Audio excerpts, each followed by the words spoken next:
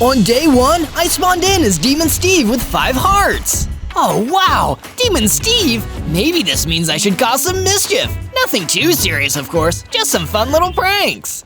But I probably shouldn't have said that out loud, because as soon as I did, a huge iron golem knight came barreling towards me across the prairie. He was easily twice my size and scarily fast for how big he was. Halt, foul demon! You have no business in these lands. I will destroy you now, for I am the brave knight, Sir Slashalot, and it is my duty to destroy evil. Wait, I'm not evil. I'm just a little mischievous. I don't deserve to be destroyed. All demons deserve to be destroyed, and I have made it my life's mission to do so. It's why I'm the good guy here. Now have at thee! It's time to meet your doom, demon! Sir Slashalot didn't waste any time. He immediately tried to slash me in half. I guess that's how he got his name, so I tried to hit him back. When I hit him, he took some fire damage. That must mean that as a demon, my punches have a natural fire aspect enchantment. That's so cool! But I was still no match for the knight. I made a run for it, further into the prairie, until I couldn't see him anymore. I stopped for a moment to rest. Jeez, it isn't easy being a demon. Then, I was attacked by a bunch of fallen soldiers with a bone to pick. Thankfully, my fire punches were really helpful in defeating them before they could deal me any real damage. After they were finished, I found some shelter under a tree to finally get some sleep. I guess people really hate demons in this world. I wonder if I can still get by, even if nobody believes in me here. On day 2, I decided that if nobody was going to take care of me, I'd at least take care of myself. I punched down some trees with my powerful fire punch and used the remains to build myself a wooden pickaxe. This was perfect for digging into the ground and getting enough stone to build a complete stone tool set, including a stone sword. Now I'm ready to explore the world, and maybe do a little demon pranking too. I traveled from the prairie to the Red Rock Valley, which seemed like a fun place for a demon to hang out. Once I arrived, I found a nice clear area where I'd have plenty of space to build a base. I used some of the material I collected to start building a cool little demon pad where I could hang out and avoid Sir Slashalot and his men. It was pretty basic at first, with only a room to sleep and a room to hang out in. But when it was done, I took in all my hard work and felt happy. Be it ever so humble, there's no place like home. And clearly, my building attracted some attention because I was soon attacked by a roving concrete golem. We fought, and believe me, he was as tough as, well, concrete. But in the end, I managed to get the upper hand and defeat him. But it made me realize how strong stone could be. Using a crafting bench I added to my base, I decided to build myself a full set of stone armor. Sometimes the best offense is a good defense. With all this work done, I added a bed to my bedroom and settled down to sleep. On day 3, I traveled from the Red Rock Valley over to the forest where I could collect some more wooden blocks for my base. Even when you're a demon, you just can't beat the class of hardwood flooring. I cut down a few trees and collected all the wood blocks. Just when I was about to take the rest of the day off, a behemoth suddenly ran out of the woods and started attacking me. This is the last thing I need today. I equipped my sword and started fighting back. But even with my demon strength, I was still too weak to go toe-to-toe with him. Instead, I turned around and made a run for it, traveling deeper into the forest. That's when I ran into a hellhound. Hey, hellhound, I'm Zozo, and I'm a demonic creature too. What are you doing all the way out here in the forest? Probably the same thing you're doing, trying to avoid Sir Slashalot and his band of not-so-merry knights. They've been coming down hard on anything even vaguely demonic. I lost one of my hellhound brothers to his raids. Oh no, that's awful! Tell you what, hellhound, I think we should stick together. Come stay at my base with me. There's safety in numbers, right? That sounds like a pretty good idea. Lead the way, Zozo. From day 4 to day 5, I returned to the base in the Red Rock Valley with my new friend, the Hellhound. Because he probably didn't want to sleep in my room with me, I instead started building a kennel where he could live, one that would suit his needs perfectly. By the time it was done, it looked like the Hellhound could settle in nicely. It was a job well done. But sadly, it wasn't time for me to rest just yet, because I saw a High Reaver skulking around the outside of my base. He was someone I needed to deal with before things got too out of hand. No trespassers allowed, Reaver!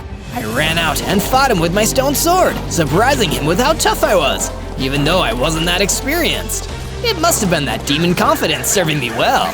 Soon enough, the High Reaver was defeated, and he left me a gift. A bow dropped to the ground, ripe for the taking. So I did. Now I have a long-range attack too. This is perfect. From day 6 to day 8, I went out to the plains in search of more resources. If nothing else, I could probably find some more stone to make my base bigger. However, while I was out there, just minding my own business, I was suddenly ambushed by Sir Slashalot himself. Uh-oh. You thought you could escape me, foolish demon? But nobody escapes Sir Slashalot. It is my righteous purpose to hunt down and slay every single one of you. And now, with my new divine blade, which is extra dangerous to demonic beings, I'll finally be able to carry out my mission. Sure, but you'll have to catch me first. I ran as fast as I could, while the crazed Sir Slashalot chased me. As I ran, I knew that I'd have no hope of stopping him. For now, the best I could do to survive was just run away as fast as I could and hope that he didn't catch me. During the chase, I even ran out of the plains and into the cover of the forest. Sir Slashalot kept chasing me, but I'd built enough distance between us to hide behind a tree. I stayed very still and very quiet while Sir Slashalot searched. To my relief, he didn't seem to find me. You can't hide forever, demon. I'll search for you to the ends of the earth and back if I have to. Even if you hide in the deepest cracks and crannies of the nether or the dark mists of the end, mark my words, I will find you and I will destroy you. After that, Sir Slashalot left. I was safe again, for now. He was right though, I couldn't hide from him forever. I needed to get stronger, I needed to defeat him. From day 9 to day 10, I returned to my base and wondered what I could do to start getting stronger, strong enough to take on Sir Slashalot. I went into the Hellhound's kennel to ask him for some ideas on what to do. I think maybe you need some inspiration, Zozo. You're getting too stuck in your head about all this. If you want to be big and strong, you need to picture it. Maybe start building a statue of what you'd like to be like. Oh, that's a really neat idea, Hellhound. I'm gonna get right on it. I collected some material from the area around my base and cleared a plot of land for me to start building my statue. I wanted to build a statue of a huge, powerful winged demon, just like I wanted to be after all my training. Once I'd laid the foundations and made the start of my statue, I went back to my base and decided to make a fireplace. After all, demons love fire. As soon as it was done, I sat back and warmed myself with the flames. Maybe everything would turn out to be alright in the end, if I tried my hardest.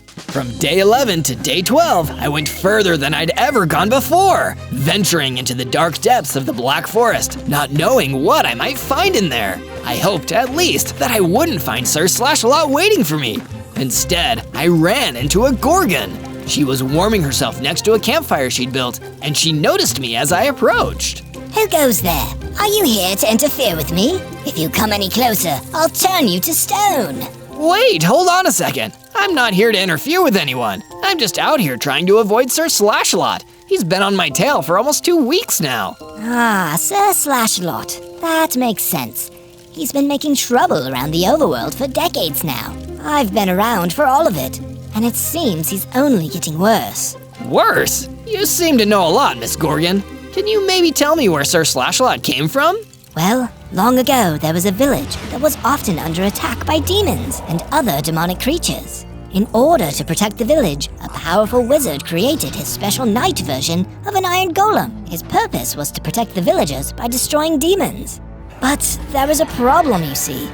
Over time, the relations between the village and the demons smoothed over.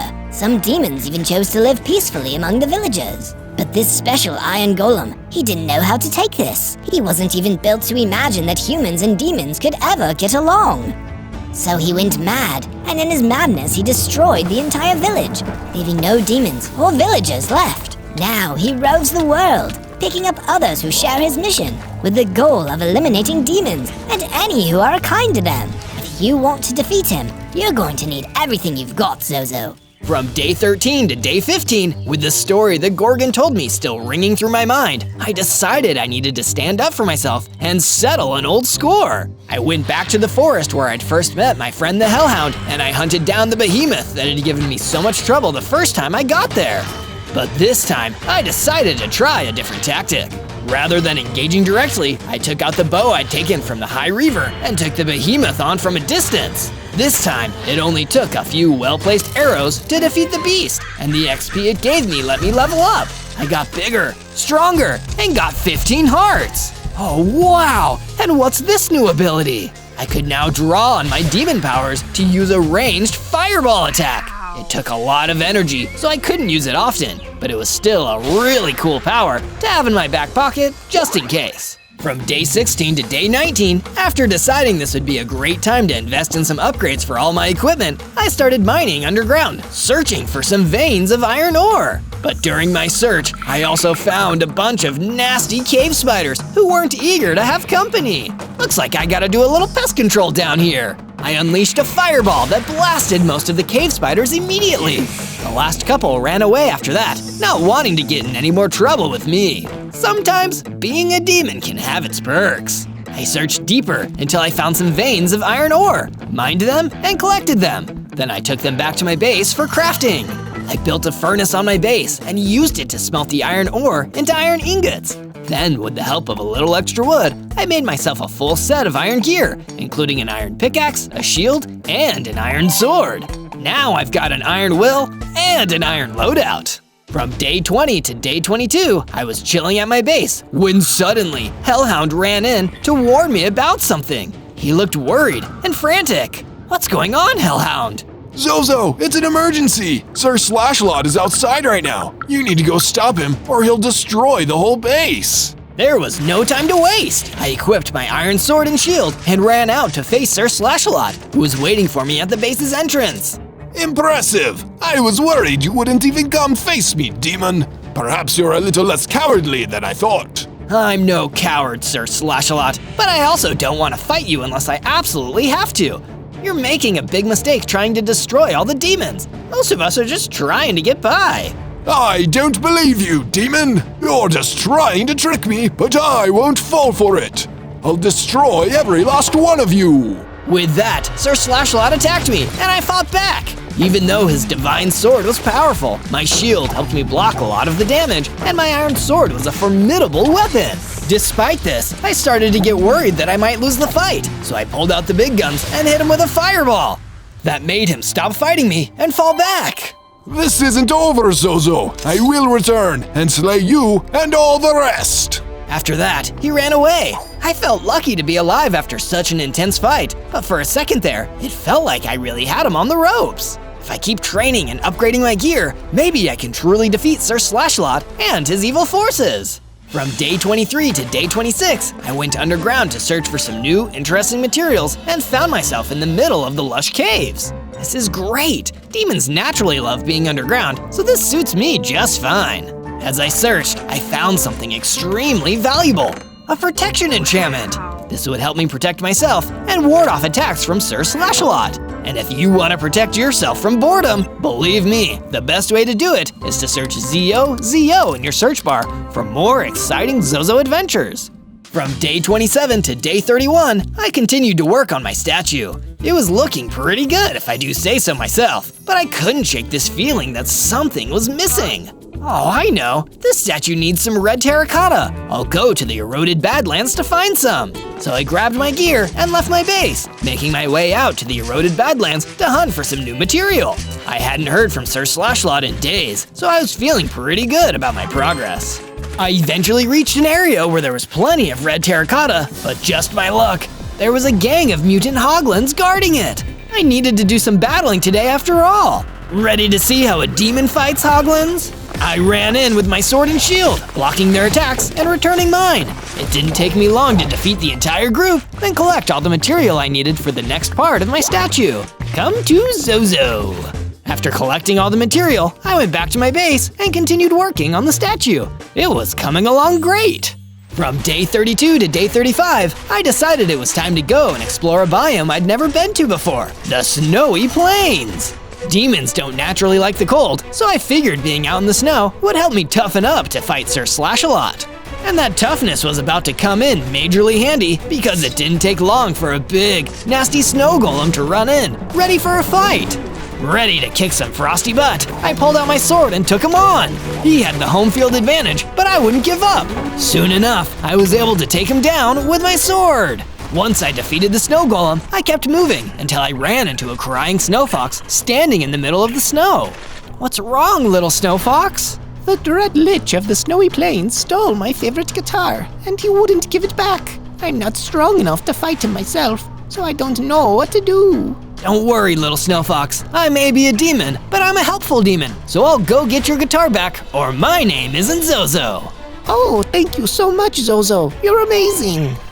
From day 36 to day 39, I took some directions from the sad snow fox and ventured deeper into the snowy plains to find the Dread Lich. It didn't take me long because I could hear his terrible, out-of-tune guitar playing before I even ran into him. I hid behind a rock and watched as the Dread Lich played the guitar badly, but even if he was a bad guitar player, he still looked pretty tough. From here, I could also see he was keeping an innocent green pixie in a cage too. This guy was the master of taking things that didn't belong to him. At least he seemed pretty distracted by talking to the pixie. So, what do you think? Pretty sick track, right? I told you it was foolish not to accept my invitation into my band. We're gonna be the next One Direction. The only direction I want to go is out of here, Dread Lich. An encore, you say? Coming right up. Please, no. Just like that, I formulated my plan. Using their sound as a distraction, I'd run right in, defeat the Dread Lich, free the green pixie, and get the snow fox's guitar back. From day 40 to day 43, I put my plan into action. It was time to make it all happen. While the Dread Lich was jamming out, terribly, in case you've forgotten, I snuck up behind him and prepared to strike him with my sword. But he spun around and hit me with his stolen guitar. It really hurt. How dare you interrupt my band practice, little demon? Me and the green pixie were on the verge of riding our Sgt. Pepper, but you just disrupted the flow. He's lying. He kidnapped me. Please help me out of here. Silence, or I'll do scales again. Oh goodness, please, no. Before he could play any more terrible songs, I blasted a fireball at the Dread Lich. After that, he started attacking me again, but this time I was ready to fight back. I used my sword and my shield, timing my blocks and attack perfectly. Soon, the Dread Lich was no more, and I used my sword to break open the green pixie's cage. I'm free, I'm free. Thank you, Zozo. I'll never forget this. I feel so grateful I'll never have to listen to the Dread Lich's lousy guitar playing again. I'm really more of a hip-hop and R&B fan at heart. With the Dread Lich defeated and the green pixie freed, I traveled across the snowy plains again until I reached the snow fox. I found your guitar, little guy. It's super cool, and actually a really effective weapon, too. Thank you so much for getting it back for me, Zozo. I trust you, so you're welcome to borrow it if you want. That's so kind. How about you come live at my base for a while, too, just so you have somewhere safe to stay. That sounds like an awesome idea. From day 44 to day 49, I returned to my base with the snow fox behind me, practicing on the sick guitar that he'd loaned me. It's true what they say, demons are just naturally better at music. It must be why we make so many crossroads deals with famous musicians. I made a few upgrades to my base, including building a whole new room that the snow fox could sleep in while he was staying with me. This is such a cool room. Thanks, Zozo. I think I'm gonna really enjoy my time staying here. No problem, Snow Fox. You're always welcome here. And with the Snow Fox settling down, I decided to finish up day 49 by working on the statue. It was really coming along. I think things are about to get a whole lot better. From day 50 to day 53, things got a whole lot worse. Sir Slashalot returned to my base, and this time he brought friends, a group of Dread Knights. You've tested me for too long, Zozo. Now I'm going to have to get serious with you. These Dread Knights are completely devoted to my cause of wiping out every demon. What better place to start than with the most annoying one of all, you! With that, the Dread Knights advanced towards me, while Sir Slashalot stood back and watched. I refused to be defeated in front of him. I'll take you all on! And I did! As the Dread Knights poured in, I shot a fireball and fought them all. One by one, I took them all out until none were left. By that time, Sir Slashalot was already gone. This battle gave me enough XP to level up once again. I got bigger, stronger, and now I had 30 hearts too. Not to mention a new power, Demon Skin, which made me completely immune to fire and lava damage. This is awesome! I can't believe that actually went well for me.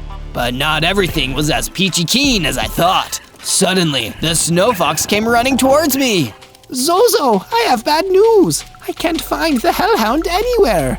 I think Sir Slashalot's Dread Knights might have just been a distraction for him to kidnap Hellhound. Oh no, this is horrible! We need to get him back as quickly as possible! From day 54 to day 57, I repaired some of the parts of my base that had been damaged during my battle with the Dread Knights. Then I started building a stronger, taller perimeter wall, so if Sir Slashalot tried attacking my base again, it wouldn't be so easy for him. Once I'd finished making the proper tweaks and upgrades to my base, I knew exactly what I needed to do next. Go back to the Black Forest and speak to the Gorgon. She seems like she really knows a lot about Sir Slashalot in his past, so maybe she can help me. I journeyed out into the Black Forest as quickly as I could, knowing that every second counted while Sir Slashalot and his men had the Hellhound captive. Luckily, I found the Gorgon in the exact same place, chilling out around a campfire. Oh, Demon Boy, you again. Is there something I can do for you, or are you just here to warm yourself by the fire? It's an emergency, Miss Gorgon. My friend, the Hellhound, has been kidnapped by Sir Slashalot and his forces. I have no idea where he's taken them. Do you have any suggestions? Well, in the early days of his rampages, Sir Slashalot and his men would just rove from place to place, taking on different villages and bases as they went. But eventually, too many people started to band together and fight back. It was around that time that Sir Slashalot started building Castle Slashalot in the east. It was a dangerous castle with an extensive set of dungeons underneath. If your friend is still alive and being kept anywhere, I'd wager that it's probably there. Castle Slashalot in the east. That's exactly where I'll go. Thanks again for the help, Miss Gorgon. No problem, kid. And hey, when you're finally fighting old Slashalot, be sure to give him an extra wallop for me, will ya? Will do. From day 58 to day 62, I knew that I needed to upgrade my gear if I wanted any hope of surviving a journey into Castle Slashalot. I found the nearest diamond mine and ventured inside with my iron sword and pickaxe at the ready. Of course, it would never be as simple as just waltzing in there, grabbing some diamonds, and leaving. There were some skeletons in there waiting for me, and they didn't seem all that friendly. And I'm guessing you guys won't just let me through because I'm in a hurry today? They didn't respond, they just attacked me. So to keep them at bay, I blasted them with a fireball and attacked the rest with my sword. It didn't take me long to defeat all those skellies. I then pulled out my iron pickaxe and started mining for dear life until I'd collected a whole bunch of diamonds. Then I returned to my base to do some crafting and forging. I combined my diamonds with some wood I'd gathered and created a diamond pickaxe, diamond sword, and some diamond armor. Now I felt like I was ready for anything! From day 63 to day 66, after all this hard work and upgrading, I was almost ready to storm the dungeons of Castle Slashalot and rescue Hellhound. But first, to make sure my head was in the right space, I did a little more work on the statue. Seeing the big, strong demon I was building helped motivate me to know what really mattered. Getting big enough and strong enough to beat Sir Slashalot and save my friends. And if you want to help me on my mission to make friends, get strong, build cool bases, and defeat evil bad guys, hit subscribe and ring the little bell so you can join me on all of my exciting adventures. From day 67 to day 70, with my new power and diamond equipment, I knew that it was time to make my way to Castle Slashalot and rescue Hellhound from the evil knight's clutches. I traveled east, following the Gorgon's instructions, until I saw a sinister castle on the horizon, and just knew that it had to be Castle Slashalot. And when I got closer and saw that the building was surrounded by Dread Knight guards, my suspicions were confirmed. I knew that Hellhound and Sir Slashalot were somewhere inside. I guess the only way in is just to fight my way through, but I need to be smart about this. I'll save my fireball power for Slashalot himself when I'm inside. First, I pulled out my bow and started firing at the Dread Knights. This took out a few of them and alerted the others to my position. It was time to fight up close and personal. I pulled out my diamond sword and ran into the battle, fighting off as many Dread Knights as I could. Thankfully, my diamond armor helped deflect the worst of their blows. Once all the Dread Knights were defeated, I ran into Castle Slashalot, searching for wherever I could find Hellhound. That's when I saw a tunnel that seemed to be leading deep into the ground. It must be the tunnel down into the dungeon. I need to get down there and save him. So I steeled myself and ran down into the dungeon, ready to do whatever I needed to save my friend. From day 71 to day 74, I entered the dungeon, searching for Hellhound. I saw a bunch of cells lining the walls, all empty except one of them. And of course, that one cell had a hellhound waiting for me in it. He seemed so happy to see me there. Zozo, it's you! Thank you for coming to save me! Of course I'd save you, Hellhound. You're one of my best friends. Now stand back. I'm gonna bust you out of here. Hellhound stood back, and I used my diamond sword to smash open the door to his cell. Head back to the base, Hellhound. I'm gonna keep fighting my way through. Sir Slashalot can't keep getting away with all this. He needs to be defeated, here and now. Good luck, Zozo. I know that if anyone could take down that monster, it's you! With Hellhound released to safety, I could comfortably focus on my next mission, taking down the big boss. I continued to explore the dungeon. During my journey, more Dread Knights emerged and started attacking me. Lucky for me, with all my weapons and gear, they really weren't hard for me to defeat. Sir Slashalot should really start employing some tougher guys. These Dread Knights aren't even a challenge anymore. He should rename them Mild and Convenience Knights. Once the Dread Knights were defeated, I found a chest buried deep in the dungeons, containing one truly awesome item, a dragon bone sword. This is an even better weapon for a demon than a diamond sword. Using this, Sir Slashalot doesn't stand a chance against me. With my brand new sword, I kept searching until I saw an unfamiliar door. This must have been one that led directly into Castle Slashalot's inner sanctum. Hope you're ready, Slashalot. This is one demon you can't get rid of. From day 75 to day 78, I entered the first chamber of Castle Slashalot's inner sanctum and found that the diabolical knight himself was waiting for me. Foul demon! You have defiled my castle with your presence, and you have taken my precious dragonbone sword from the dungeon. You've destroyed scores of my men, and worst of all, you've committed crimes against nature by existing as a demon. Is there anything in your vast list of crimes that I'm forgetting? I think you're forgetting that time I hit you with a fireball, maybe? What? I don't remember such an event. Oh shoot, my bad. Sorry, I think I must have been thinking about it right now. I fired a fireball at Sir Slashalot, stunning him. That gave me a perfect opening. I ran in with my new dragonbone sword at the ready and started attacking, hitting him again and again and again, not even giving him time to fight back. I could tell that Sir Slashalot was badly injured by my attack because he retreated away from me, holding a defensive position. You got lucky, Zozo, but you won't get lucky again! Luck has nothing to do with it, Slashalot. You just made the mistake of assuming that a demon could never be stronger than you, and that's why you're paying the price. You insolent little rat, I'll show you!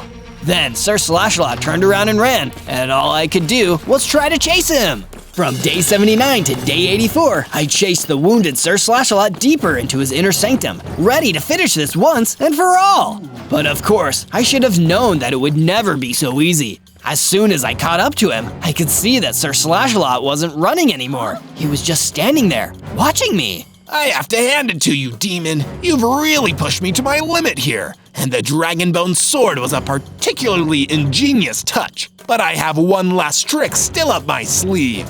Don't get scared now, Zozo. Suddenly, Sir Slashalot began to glow and transform. He became a bigger, more imposing version of himself. What? I don't understand. You don't need to understand, Zozo. You need only tremble before me. This is my final form, Ultimate Demon Crusader Sir Slashalot. Are you ready to meet your doom, Zozo? For the first time in a while, I felt truly afraid. All I could do was turn and run out of the inner sanctum in shame. Once again, I wasn't ready to face him. From day 85 to day 89, I returned to my base, feeling really down after not being able to defeat Sir Slashalot in his new, more powerful form. I was lying in my bed, too depressed to even think about getting up and fighting, when I remembered something. My statue outside. It was almost finished. Even if I couldn't defeat Sir Slashalot, the least I could do is go out there and finish my statue. So that's what I did. I went outside, and using the rest of my gathered materials, I finished my statue. It looked magnificent. That strong, powerful demon. It reminded me of something important. If I keep trying and didn't give up, I could be that strong and even defeat Sir Slashalot in his stronger form. Just as I was starting to get my hope back, Hellhound approached me with some more good news. Zozo, you seem down, so I wanted to do something nice for you, since you rescued me from Sir Slashalot. I upgraded your sword. It's not just any Dragonbone sword anymore. It's a flamed Dragonbone sword. Oh my goodness, Hellhound, this is amazing! And it looks so much more powerful than my old sword. To unlock its true power, you need to journey into the Nether's Crimson Forest and find the Fire Aspect enchantment. That will give you the punch you need to teach that armored bully some manners. From day 90 to day 94, I left my base and ventured out into a forest to the west after hearing rumors that there was a working nether portal somewhere deep in the woods. After searching for 2 whole days, I eventually found it, exactly what I needed. Guess it's now or never. I'm so glad nobody was here to hear that. I hopped into the portal and was immediately transported into the nether. Following the Hellhound's instructions, I kept searching until I found the Crimson Forest and kept a low profile to avoid upsetting some of the less friendly nether dwellers. Wow, this doesn't seem like a particularly nice neighborhood. Thankfully, nobody spotted me and decided to pick a fight. Instead, I just kept searching until I found an old chest hidden in the woods, containing a book that had all the details of the Fire Aspect enchantment. Jackpot! Oh hey, what's that over there? I noticed a block with a strange color in the ground. It took me a second to realize what I was looking at. Ancient debris, one of the rarest blocks out there. Lucky for me, I already had my diamond pickaxe, which is the only thing that can mine ancient debris. I immediately started mining and picked up as many ancient debris blocks as I could carry. This is exactly what I need to give me an edge in the final battle. There's hope for me yet. From day 95 to day 97, I returned to my base one more time to make the final upgrades needed.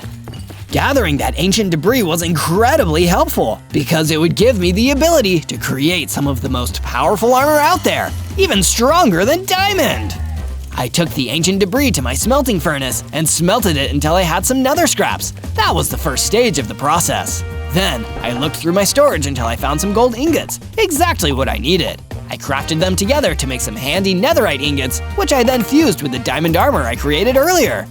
The result? Netherite armor! Some of the strongest armor there is, straight from the nether, and perfect for a demon like me! Let's see if Sir Slashalot can even put a scratch on me like this! But I wasn't done yet. Next, it was time to enchant. I created the Unbreakable enchantment, one for each piece of my armor, and for my prized weapon, the Flamed Dragonbone sword. Then, just in case things went south during the battle, I crafted a few healing potions, just in case I needed them.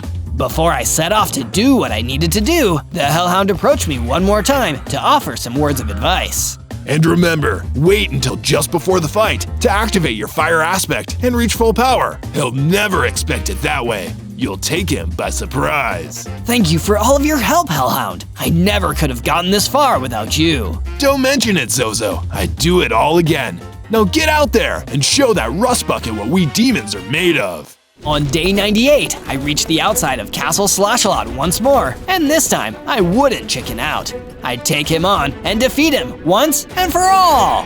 Do you believe I can do it? Let me know down there in the comments, along with whatever adventure you'd like me to take next. And be sure to search Zozo for more exciting Minecraft videos. On day 99, I returned to the place that I'd once run from, Castle Slashalot's inner sanctum. The way in wasn't even guarded, so I knew that Sir Slashalot in his ultimate Demon Crusader form wanted to defeat me himself. That was a mistake I'd make him regret. I entered and saw him standing there, waiting for me. He didn't even seem intimidated, but then again, neither was I. It was the final standoff. We meet again, demon. This time, are you ready to accept your defeat with some dignity? Funny, I was just about to ask you the same thing. Such a sad comeback. Do you really think you can defeat me like this, Zozo? Perhaps not, but how about like this? I activated my Fire Aspect enchantment and began my own final upgrade. I became a huge, powerful demon, just like the one I'd built my statue around, with a mighty 100 hearts. I wielded my flamed Dragonbone sword, ready to bring this to an end. I could feel the anger coming off of Sir Slashalot as I squared up to him. Typical. Cheating demon. Can't fight fair to save his life. Man, I'm getting so sick of hearing you talk. We clashed for the last time, but now I was ready. As Sir Slashalot tried to attack me, I was fast and strong enough to block. And in the end, one decisive blow brought the evil knight down. I can't believe it! Defeated by a worthless demon! What a humiliating way to go! I punched him one last time, and then he was gone! On day 100, I returned to the base, having finally defeated Sir Slashalot and ended the threat that faced all demons and those who were kind to them. I met back up with the Hellhound and the Snow Fox, who'd been with me through all of this, and I used the Snow Fox's guitar to play us a rad victory song. Life was sweet once again. On day 1, I spawned into the deep dark forest as a skeleton dragon, one of the coolest and spookiest kinds of dragons there is. Well, I guess I'm more of a baby skeleton dragon. I must have just come out of the skeleton altar. That's gotta be why I only have 3 hearts. And what's this in my inventory? A void worm eye? What would I use that for? That's when I saw a skeleton horse riding out of the trees towards me. For some reason, she looked worried. What are you doing here, baby skeleton dragon? I just got here. My name's Zozo. What's going on? It's dangerous to be in this forest at night. We need to get out of here. Before I could ask any more questions, I saw shadows in the dark between the trees. And suddenly, I felt uneasy. Zozo, we have to leave. Now! Mr. Dark is here. Mr. Dark? Who's Mr.? A tall, shadowy figure appeared in the trees behind us. At first, all I could see was his glowing purple eyes. No need to run away. Why don't you come with me, little ones? I'll take you to Playland. We'll have toys and games and candy. I just know you're going to love it. I knew in my dragon bones I couldn't trust this man. He creeped me out just standing near him. So me and the skeleton horse ran away as fast as we could. You can run, little ones, but I'll take you all to Playland soon. We took refuge in a nearby cave to wait out the rest of the night, worried Mr. Dark might find us at any moment. What's your name, skeleton horse? Sally. I'm Sally the Skeleton Horse. Thanks for the save, Sally.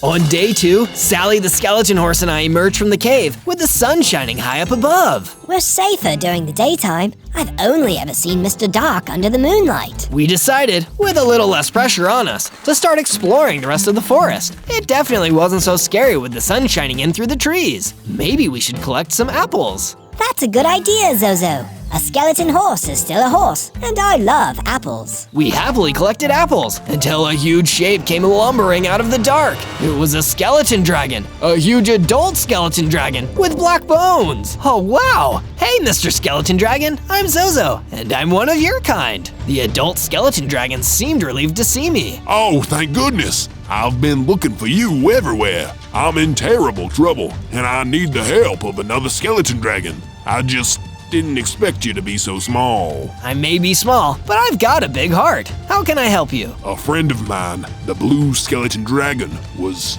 taken by something. Some tall, shadowy entity, and I need help in getting him back.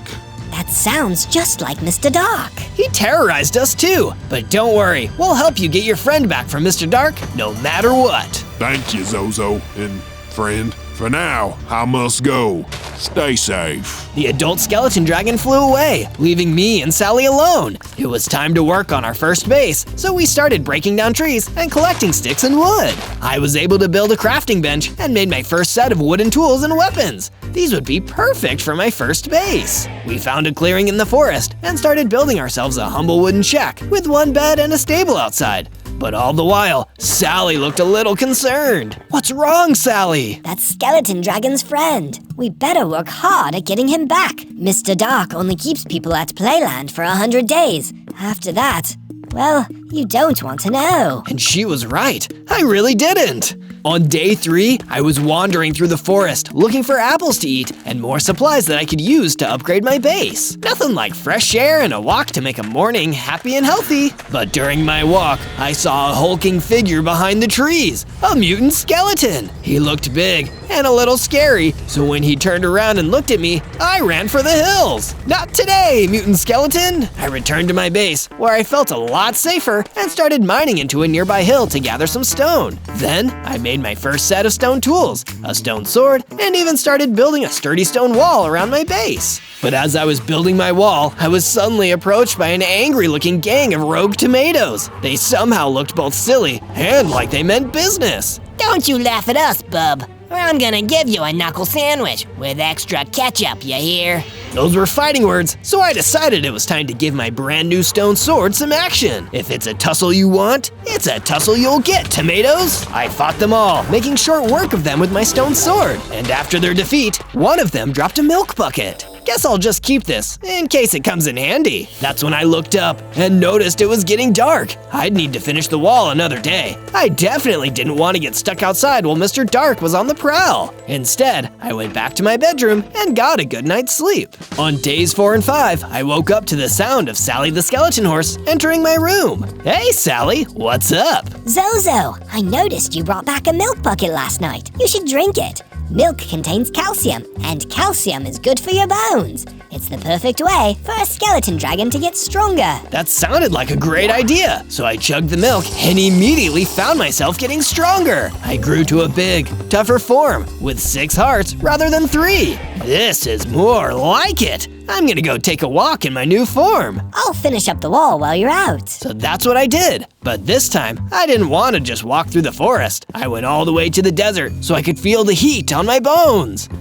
Sun and skeletons go together like peanut butter and jelly. I turned and saw a wither skeleton further out into the desert. He seemed to be fishing in a pond. I couldn't believe how many friendly skeletons I was running into these days. I made my way over the small hill to him. Enjoying the sun, fellow skeleton? Want to come back to my base and hang out with me and my horse friend, Mr. Wither Skeleton? We're putting together a group to help save an innocent skeleton dragon from an evil man. Sounds good to me, brother. Let's boogie. The Wither Skeleton and I traveled back to the base together, and we came back just in time because a big, angry Ravager was trying to break down my defensive wall. Uh-oh. Want to help me run off this nasty customer, Wither Skeleton? Heck yeah, let's do it. With the both of us ready to fight, the Ravager was outmanned. We didn't manage to defeat it, but it did run away. By then, it was already almost nightfall. We needed to get some sleep, in case Mr. Dark came out looking for us. I installed a second bed in my cabin, as well as some more furniture, and invited the Wither Skeleton to come stay with us. Sounds good to me, brother. Sleepover time. On days 6 through 8, me and the Wither Skeleton went out into the forest and collected some more yummy apples. But that wasn't all we were looking for. We found the same cave that Sally and I had hidden in the first night I arrived here. It's mining time! And then I mined all over that cave. It didn't take me long to find enough iron and coal to smell myself some new weapons and tools. Iron weapons, iron tools, I'm really moving up in the world. After leaving the cave with our loot and returning to the forest, we were suddenly ambushed by the same Ravager, looking for revenge. Be ready to fight, Wither Skeleton. This won't be easy. I was born ready, Zozo. But sadly, he wasn't actually born ready. That Ravager was way stronger than we thought. We fought the Ravager until it was defeated, but the Wither Skeleton was destroyed in the process. Wither Skeleton, no, I'll never forget you. He dropped his hat, which I decided to take with me.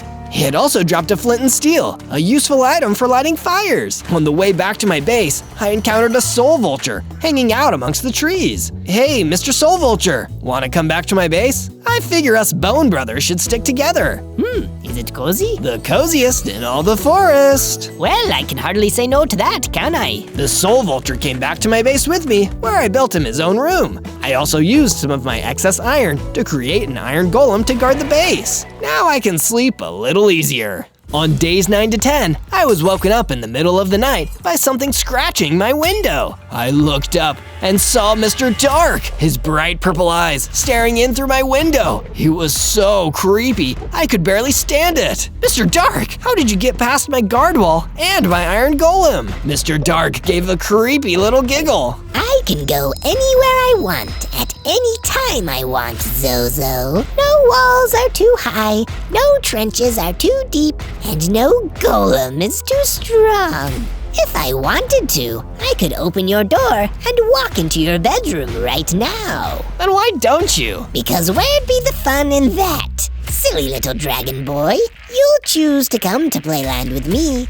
I just know you will, and you'll have a wonderful time. I'll be keeping my eye on you, Zozo. I'll come back when you least expect it, and then you'll be all mine. Then he disappeared, and I couldn't get back to sleep for the rest of the night. On days 11 through 12, still feeling shaken up from my encounter with Mr. Dark the night before, I decided to build some base improvements. I made the wall taller and started digging a trench around the outside of the wall, so the only way to get in or out would be the front gate, guarded by my iron golem. This should keep that nasty midnight creep away. After my work was done, Sally the skeleton horse approached me with a suggestion. Zozo, you should train yourself and get stronger by visiting new biomes. How about a trip to the beach? Yeah, I could use a trip to the beach after a week like this. I made my way to the beach with Sally for a mixture of relaxation and hardcore strength training. And it didn't take long for us to need it, because a bunch of angry iron chickens started attacking us. We're the iron chicken muggers, and believe us, we can be pretty foul, so you better hand over all your bucks. Thankfully, with Sally and I working together, we were able to defeat the iron chicken muggers and keep all of our hard-earned money. This kind of thing is exactly why I hate chickens. We kept exploring until we found another skeleton friend, a skeleton deer. So of course, I invited her back to my base. Gee, thanks. I'd love a new place to stay. I've been getting tired of all this sand. The skeleton deer followed us back to the base, where I built her a new section of the stable to sleep in. This is so comfy. Thanks, Zozo. Don't mention it, skeleton deer. And by the way, I saw you fighting the iron chickens. You were good, but if you want to get better, I recommend seeking out the necromancer. He can mentor you to greatness. The necromancer? That sounds like a plan. On days 13 to 15, I left my base and began searching the forest for the necromancer. I'm sick of being afraid and hiding away when the bad guys come. I want to be strong enough to be brave and fight back. But it turned out I was talking to myself a little too loudly because an angry stone monster came running at me through the woods. Uh-oh, sorry about the noise. I'm guessing we can't just talk this out. He did not want to talk it out. Instead, he chased me, and I ran as fast as I could on my skeleton dragon legs. But he was faster. Oh no, oh no, no, no, no, no! But just as he was about to catch me, something burst out of the tree line, as quick as a flash. It was the mutant skeleton I'd run away from earlier. He pulled out his bow and easily defeated the stone monster, really saving my bones. Thank you, mutant skeleton. I'm so sorry for running away earlier. I guess I learned a valuable lesson about judging on appearances. No problem, Zozo. I know I can look a little scary sometimes, but really, I'm out here trying to help. Want to come and stay at my base for a while? I'm putting together a team. I'd love to, but there's too much work to do protecting people out here. Perhaps I'll drop in for a visit sometime, though, eh? Me and the mutant skeleton went our separate ways, and I continued searching for the fabled necromancer until I saw a gremlin hopping around, looking clearly distressed. What's wrong, little gremlin? I'm in trouble, man. These, nasty jungle spiders have been chasing me all day, and I'm worried they're gonna get me.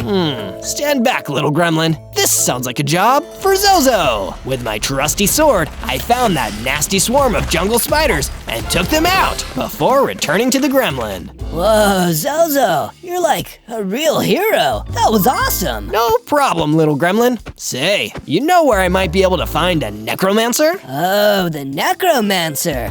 You'll find him in the west of here. Keep heading in that direction, and you're sure to meet him. Thank you, Gremlin. That's exactly what I needed to hear. For days 16 to 19, I began my journey west in search of the necromancer, until I heard a terrible crashing noise coming from the distance behind me. It sounded like it was coming from my base. I immediately turned tail and ran all the way back, only to see that my defensive wall had been destroyed, and a dangerous zombie taiga was attacking my base. What are you doing, you meanie? It's nothing personal, kid. Mr. Dark told me to do this. If I don't hurt you, he'll hurt me. That's just the way it is. I turned and saw something awful. He'd already destroyed the skeleton deer and the soul vulture. Sally, the skeleton horse, was my only companion left. That's it. You're going down. I pulled out my sword and attacked the zombie taiga, but it seemed like he deflected the hits without any effort. He was almost unstoppable. That was just embarrassing. If you couldn't defeat me, you'll have no hope against Mr. Dark. I'm out of here. And with that, the zombie taiga fled, leaving me in the ruins of my base with two of my friends. Gone! I feel useless, like I can't protect anyone. That's when a gang of mossy skeletons turned up. They looked frightened and said they'd heard I'd been offering other skeletons a place to stay. Of course you can stay here, new buddies, but I'm gonna need to make a few renovations first. I built a new barracks on the side of my base for the mossy skeletons to live in. They seemed quite happy with their new place, and I took the time to rebuild some of the defenses that the zombie taiga destroyed. But I can't just defend my base. I need to be able to defend myself too. I mined for more iron and coal until I had everything I needed to smelt myself a new set of iron armor. I may have lost a battle, but I wouldn't lose the war! On days 20 to 22, I left my base to search for some statue building materials. After all, a cool statue is great for inspiring everyone to do their best. But on my way out to mine some stone, I was ambushed by a green troll with an axe to grind. Well, more specifically, he had a giant fist. I've got no interest in feeding any trolls today. With my sword at the ready, we engaged in a tense duel. Thankfully, with my new iron armor, I was able to withstand his attacks and defeat him. Iron and bone beats flesh. Afterwards, I traveled further through the forest until I stumbled upon a desert with the remains of a giant skeleton. Whoa, this is perfect for building a cool statue, and I know exactly what I'll make with them. I started mining the ribs one by one, making sure I didn't fall into the pools of lava. By the end of it, I had all the bone blocks I'd ever need. On the way back, I encountered a herd of wild sheep grazing and decided I'd tame them and lead them back to the base, because you never know when some wool will come in handy. When we reached the base, I made a new, fenced-off section where the sheep could graze and be left to their own devices. And with that out of the way, it was time to start statue building. Laying down the base is one of the most important parts, so the statue doesn't just tumble over. Can you guess what the statue is gonna be yet? Let me know down in the comments. From day 23 to day 26, I returned to the forest to search for the necromancer. I needed his teachings to help me get stronger and defeat Mr. Dark. While wandering through the woods, I got attacked by a nasty gang of rotten rats. They tried to bite me and give me some nasty diseases. When it comes to rats versus skeleton dragons, rats don't win. I defeated the last of them with my iron sword and continued searching. On the way, I ran into a wither skeleton jockey riding a spider. He reminded me of the wither skeleton who used to be my friend. Hey, Mr. Wither skeleton jockey, wanna come back and stay at my base? Nice offer, but no thanks. There are some evil things lurking in these woods, and I've learned not to trust anyone. Maybe some other time. All right, suit yourself. Stay safe out there. It felt like the day had been a total waste as I journeyed further into the forest. But just as I was ready to give up, I saw the necromancer himself sitting on a rock and meditating. No way! The necromancer! Is it really you? Those who seek me will find me, little skeleton dragon. And I assume you've been seeking me. I have. I want you to mentor me and help me become more powerful. Well, young dragon, with great power comes great... Well, you have to have a good reason to have great power. So, what is your reason? I don't need it for myself. I need it to defeat Mr. Dark and save everyone he's captured. That, little dragon, is a good reason. Your training begins now. For days 27 to 31, the necromancer gave me my first challenge. To defeat an entity as evil and spooky as Mr. Dark, you need to learn to conquer your fear. It's okay to be afraid, Zozo, but true courage is knowing that there are some things you must do, even if they make you feel afraid. What would you have me do, Master Necromancer? Do you see that nearby cave? It contains a monster. I want you to go in there and defeat it to help gain control of your fear. If you complete this first challenge, I'll give you a reward. I believe in myself. I can do it. Good, and you can take this bat to help you. It will freeze your opponents for 3 seconds. May it come in handy. I took the necromancer's bat and went into the cave. It was dark and scary, and I could feel myself getting nervous, but I took deep breaths and kept going. I needed to strengthen my courage to defeat Mr. Dark. The deeper parts of the cave weren't any better, only some lichen and mushrooms giving off faint light. Suddenly, a scary, growling soul eater leaped out of the darkness toward me, ready to attack. I stayed calm and hit the creature with my bat, stunning it. I'd passed the test. Okay, now it's time to get out of here. On days 32 to 35, my new mentor rewarded me for passing the first challenge by giving me a potion of strength. I immediately drank it and felt myself getting bigger and tougher. This training was really paying off. I have to be at least twice the size I once was. This whole thing made me feel so happy, I decided I'd go back to my base and tell the mossy skeletons and Sally the skeleton horse about my victory. And on the way, I encountered the wither skeleton jockey that I'd met a few days before.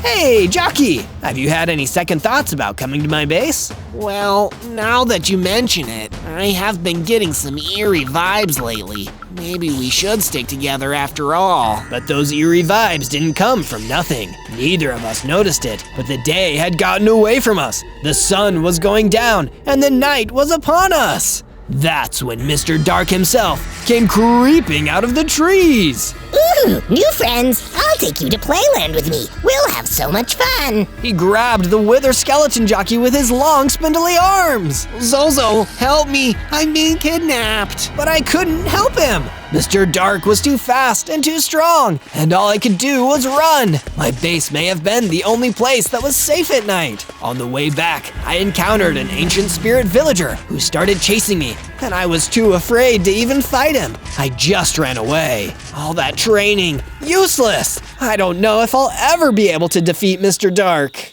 On days 36 to 39, I woke up and took the jockey spider to the stable when I heard noise coming from my front gate. I made my way over to see a familiar face waiting outside of my base. It was the same zombie taiga who attacked my base and destroyed soul vulture and skeleton deer. This time, he's going down. I ran out, ready to fight. This time, I had full iron armor, so the zombie taiga's attacks weren't nearly as strong. What sorcery is this? Mr. Dark told me you'd be easy to defeat. This isn't fair. With the help of my new strength and the bat that the necromancer had given me, I defeated the zombie taiga and avenged my fallen friends. Speaking of friends, Sally the skeleton horse approached me with a wonderful idea. Zozo, we should make our way to the Stone Shores. I've heard that some of the friendlies over there have created some awesome upgrades. Oh really? Then there's no time to waste. We hightailed it over to the Stone Shores, where we saw an innocent skeleton being hassled by an ogre. We couldn't let that stand. Get away from that skelly! Sally and I charged in, and that was enough to scare the ogre away. He seemed thankful and gave us 2 rewards, the knockback upgrade, which increased the power of my weapons, and a treasure map. You hear that, Sally? We can use this to search for buried treasure. Now that sounds like a cool adventure to me, Zozo. Let's do it. For days 40 to 43, Sally and I followed the map until we arrived in the warm, dusty Badlands. We were getting a little nervous because it was almost nightfall. We were right about that, but we didn't consider that Mr. Dark might send his minions to do the job for him. Look out, Zozo! Some night apparitions are coming straight towards us. Sally was right. 3 big, scary night apparitions. I pulled out my sword, now with increased knockback, and fought them off. They were tough, but luckily, Sally and I made a good team, and we were able to defeat 2 of the 3. The last one escaped to fight another day. Let's keep going, Sally. According to this map, we're really close to finding the buried treasure. Soon enough, we found an area of the ground with a big red X marked on it. Don't they always say X marks the spot, Zozo? Let's start digging. We mined down into the ground until we found a buried chest. And inside, there were a whole bunch of rubies. This is awesome. I know exactly what I'm going to use them for. On days 44 to 49, I continued my work on the statue. It was really coming along now. Can you see what I'm making now? I bet you can't guess. But while I was working on my statue, I saw a trader on a horse making his way through the forest near my base and decided to strike up a conversation. Hey, Mr. Trader, got anything cool on offer? It's your lucky day, dear customer, because I'm actually doing a 2-for-1 special on netherite ingots today. It's a rare and very valuable material. Perfect for a skeleton dragon like you. That sounds so cool. How much? I only take payment in emeralds. But don't worry, if you haven't got any, you can always raid the emerald mines of Alonia near here. They got abandoned by the workers when the boss decided not to pay them enough, so all the emeralds were left for the taking. I really wanted those netherite ingots, even though I didn't really know what I'd use them for. So I journeyed to the mines and collected as many emeralds as I could from underground. Netherite City, here I come! I traveled back to my base and made the trade. The trader gave me my 2 netherite ingots and rode off. Pleasure doing business with you, Zozo. But I didn't have long to enjoy my fancy new ingots. As night fell, the third and final night apparition came back for revenge, and I needed to run out beyond the wall to take it on. You guys don't know when to quit, do you? Soon enough, I defeated the night apparition, but it made me realize that my base needed better defenses. If these monsters in Mr. Dark mainly come out at night, maybe they hate the light. Perhaps adding some torches to my wall would help ward them off. On days 50 to 53, I realized something horrible. The night apparition attack had just been a distraction, while someone else had sneaked into the stable and kidnapped Sally the skeleton horse. I ran to my mentor, the necromancer, deep in the forest, and asked him where Mr. Dark's forces may have taken my best friend. Well, Zozo, I hate to tell you this, but it's likely that Mr. Dark's minions will be taking your friend to the Twisted Kingdom he calls Playland. But where can I find that? Even I don't know exactly, but my senses tell me that you should travel to the east. Your answers lay there. There was no time to waste. I didn't want Sally to get trapped in Playland, just like the other skeleton dragon's friend, so I immediately set off to the east, hoping to find her. But on my way, I was suddenly ambushed by a zombie Spartan, ready to fight. But unlucky for him, I was ready to fight too. Nothing is going to stand in the way of me rescuing my friend. The zombie Spartan was tough, but I had the power of friendship on my side. It didn't take me long to strike him to submission with my enchanted sword. In his defeat, the zombie Spartan dropped something, 2 voidworm mandibles. I already have a voidworm eye. I better take them. They might come in handy. On days 54 to 57, having defeated the zombie Spartan, I continued searching for Sally the skeleton horse, and my search soon led me to a deep cave. Suddenly, it felt like everything got much darker around me. I'm never going to let Mr. Dark take you to Playland, Sally! That isn't your choice, Zozo. I turned and saw one of the shadows in the cave moving with bright purple eyes. It was him, Mr. Dark, standing right behind me. Do you want to come to Playland with me now? What did you do with her? I swung my sword and Mr. Dark teleported out of the way, appearing right behind me. She's playing with my friends right now, but later she'll play with me. Do you want to play with us, Zozo? I tried to hit him again, but Mr. Dark was too fast for me. He hit me with one of his long, spindly arms and knocked me up against the wall, knocking out half of my hearts in one strike. Still too weak. We'll play again when you're stronger, Zozo. Mark my words. And then he disappeared, leaving me with nothing. A silver Lobo approached me out of the darkness, looking worried, and gave me some apples to replenish my hearts. Thanks, Silver Lobo. You saved my life here. The Lobo told me about a secret room further into the cave where I might find some vital information. I went deeper into the cave, feeling around on the wall until I felt a button and pressed it, opening a secret door. There was blue fire torches on the wall and an old map left on the table with some locations marked. They must be keeping Sally at one of these locations. On days 58 through 62, I decided I needed to become stronger before I could find the location where they were keeping Sally. First, I went to the diamond mine the Silver Lobo told me about and took the old elevator down. I quickly found some diamonds near the entrance and started mining. I then saw what looked like an old abandoned mining camp. A chest inside of it had a book with the unbreakable enchantment. I don't think whoever owned this camp would mind if I used the crafting table to make my gear. I made myself a diamond sword and a diamond chestplate to match. I used the nearby anvil to put the unbreakable enchantment on my chestplate. Now this is one of the most powerful pieces of armor around. After that, I returned to my base to continue work on my statue. It's really coming along nicely now. I even got to use all those rubies that Sally and I collected, but I could use some more materials. I went out into the forest to hunt, but in the process, I found something remarkable. A magical, enchanted halo. I decided to try it on and immediately felt its magic empower me. I got stronger and healthier, going up to 14 hearts. Whoa! Talk about a functional headwear! As I continued hunting in the forest, I stumbled upon a spider nest. I saw the same gremlin from before, stuck in their webs calling for help. The spiders noticed me and charged towards me. This was the perfect opportunity to test out my new gear, but they were no match for my diamond sword. After I dealt with them, I cut the web holding the gremlin and he fell down. He thanked me for saving him again and ran off into the forest. Next time I take on Mr. Dark, he's in trouble. I went back to my base, feeling a lot more confident, and found that a huge bone serpent was waiting for me. But don't worry, he was friendly. So, you're the skeleton dragon I've been hearing about. I heard something about this friend of yours. A skeleton horse? You want to find her? I recommend you look for an abandoned house on the plains. Finally, a break in the case! You're a lifesaver, Bone Serpent, literally. Want to stay at my base? Well, since you're offering, why not? I built a new room with a pool where the Bone Serpent can stay. But by then, it was already nighttime. Mr. Dark would be on the prowl. I'd go find Sally first thing in the morning. On day 63 through 66, I was preparing to go on a rescue mission for Sally. But before I could leave, my mentor, the Necromancer, arrived to give me a gift. Zozo, I wanted to give you a gift before you went on your quest. Mr. Dark is a mutant Enderman, and this dagger will do extra damage against Endermen. But be warned, it'll be incredibly weak against anything that isn't an Enderman.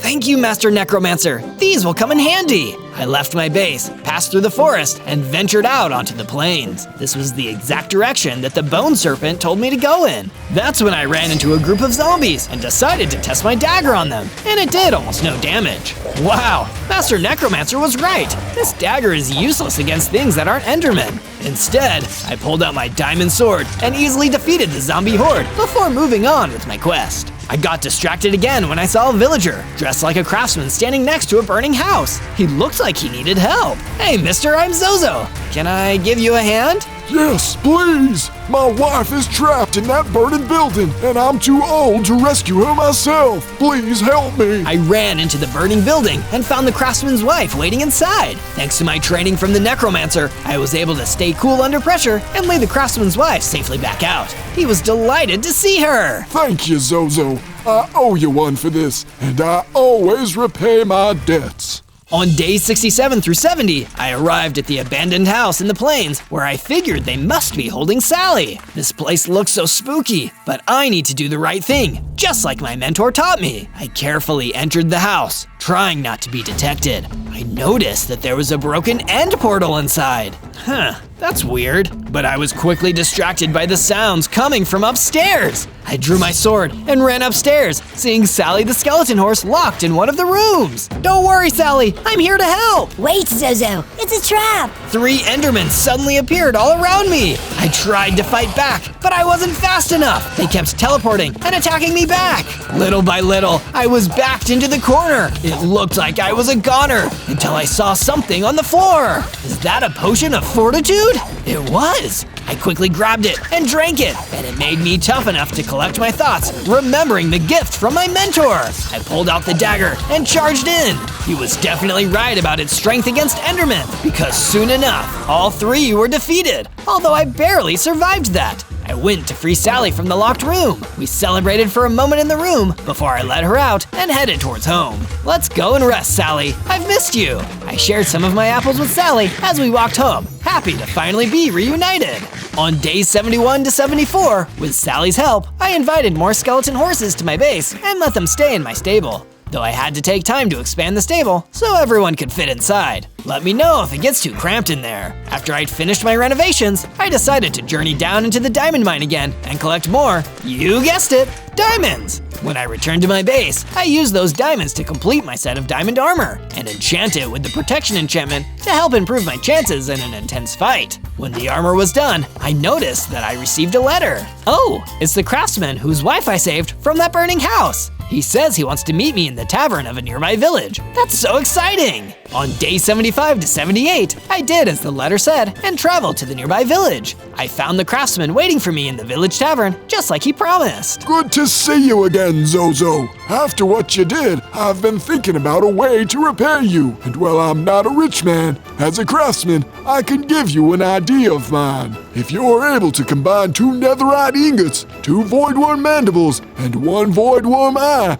you could create a dimensional carver, a special pickaxe that can teleport you between locations. Wait, I have all of those materials. That's incredible. I can build one right now. Thank you, Mr. Craftsman. I made my way over to a nearby crafting bench and made myself a dimensional carver and gave it a practice swing. Boom! I was teleported to the village outskirts with a group of great beasts charging at me. Uh-oh, better get out of here. I swung the dimensional carver again, and boom, I was back in my base. Wow, this tool is amazing, though I'll save it for emergencies in the future. On days 79 through 84, I started building a new storage shed for extra supplies in my base. You never know when you'll need the extra storage space. Then, I made a full set of armor for Sally, so she could be better protected when she's wandering through the forest. This is great, Zozo. Thank you. But then, I was running low on materials, especially stone and wood, so I decided to head out into the forest to cut down some trees and mine some more stone. While I was mining and lumberjacking, a passing mage noticed me and approached. Excuse me, young skeleton dragon, but would you happen to be Zozo? That depends. Do you work for Mr. Dark? Well, I used to, and there's something I want to get off my chest. You have to understand, Mr. Dark is pure evil. If ever there was good in him, it's gone now. You cannot reason with him. You cannot talk to him. The only joy he takes is in making others unhappy. So when you're dealing with him, just be careful. He is not to be messed with. And with that, the mage left. Guess that's my daily dose of nightmare fuel. On days 85 to 89, I returned to my base from the forest in the late evening, only to find out that the worst had happened. Mr. Dark was attacking my base with a whole gang of soul eaters. Look, friends, Zozo is back. He's here to join our little playtime. I want nothing to do with you or your deranged games. I just want you to stop bothering everybody. Yes, we could do that. Or we could play catch. Soul Eater, throw! One of the soul eaters pulled out a javelin and threw it at me. But then something strange happened. Rather than losing hearts, I started to get bigger and stronger. I'd become an evolved skeleton dragon, reaching my full size and going up 20 hearts. Whoa, I guess all that training is finally paying off. Wanna 1v1 me, Mr. Dark? Why should I have all the fun? My friends want to play with you too. Play with him, Soul Eaters. Mr. Dark vanished again, and the Soul Eaters ran towards me. With my new size and power, it didn't take me long to defeat them, which made me even more frustrated that I couldn't have taken on Mr. Dark there and then. Instead, I had to increase the size of my bedroom. A bigger skeleton dragon needs a bigger place to live. On days 90 to 94, I finally finished my statue. It's a giant, cool skull statue, showing how we skeletons stuck together and stood against the evil of Mr. Dark and his minions. Did you guess what it was before I just told you? Let me know down in the comments. Once the statue was finally done, I decided I'd give some extra training to my best friend, Sally the Skeleton Horse. We trained together on the base grounds by play fighting until she upgraded and became bigger and stronger. It feels so good to be powerful enough to fend for myself. Thanks, Zozo. I never would have gotten this far without you, Sally. And after training, Sally took me to her brewing station she had set up to make a bunch of healing potions. You never know when these will come in handy. On day 95 to day 97, I met with the necromancer in the forest. He had some more valuable advice for me. Zozo, I've heard of the location of a cabin in these woods, once owned by a person who was researching Mr. Dark. You might be able to find some valuable information there. That definitely seemed like a good lead, so I started searching the woods until I found a rundown old cabin. On the inside, I found a dusty old book inside a chest. Oh, I wonder what secret knowledge is inside. But I didn't have time to read it just yet. Suddenly, the cabin was under attack by a gang of fire elementals who'd come to burn down the cabin. I was lucky to have my diamond armor, or I would have been burned up too. Okay, fire elementals, let's go. I took them on with my diamond sword and defeated them one by one, only getting a little burnt in the process. Great! Now I can finally read this book. The book was filled with frantic notes, including a part that read, Mr. Dark, that maniac. He calls it Playland, but it's nothing like that. There's only death there. It's the end. Nothing but the end. Of course, that explains the broken end portal too. Mr. Dark's Playland is actually the end. On day 98, I prepared the final enchantments for my weapons and armor and met with Sally one last time. She was nice enough to give me some more apples for the trip. I'm going to take on Mr. Dark. I discovered that he's hiding in the end, and without an end portal, I can use my dimensional carver to get there. You're not going alone, Zozo. I'm coming with you. But Sally… But nothing. I saved your butt the first time you came here, and you think I'm gonna let you wander right into Mr. Dark's base? Alone? We started this together, and we're gonna finish it together too. Well, when you put it like that, I can't exactly say no, can I? But I can say that if you want more exciting adventures like this, you should subscribe to Zozo and find more of our videos by searching ZO on YouTube. I'll really appreciate it.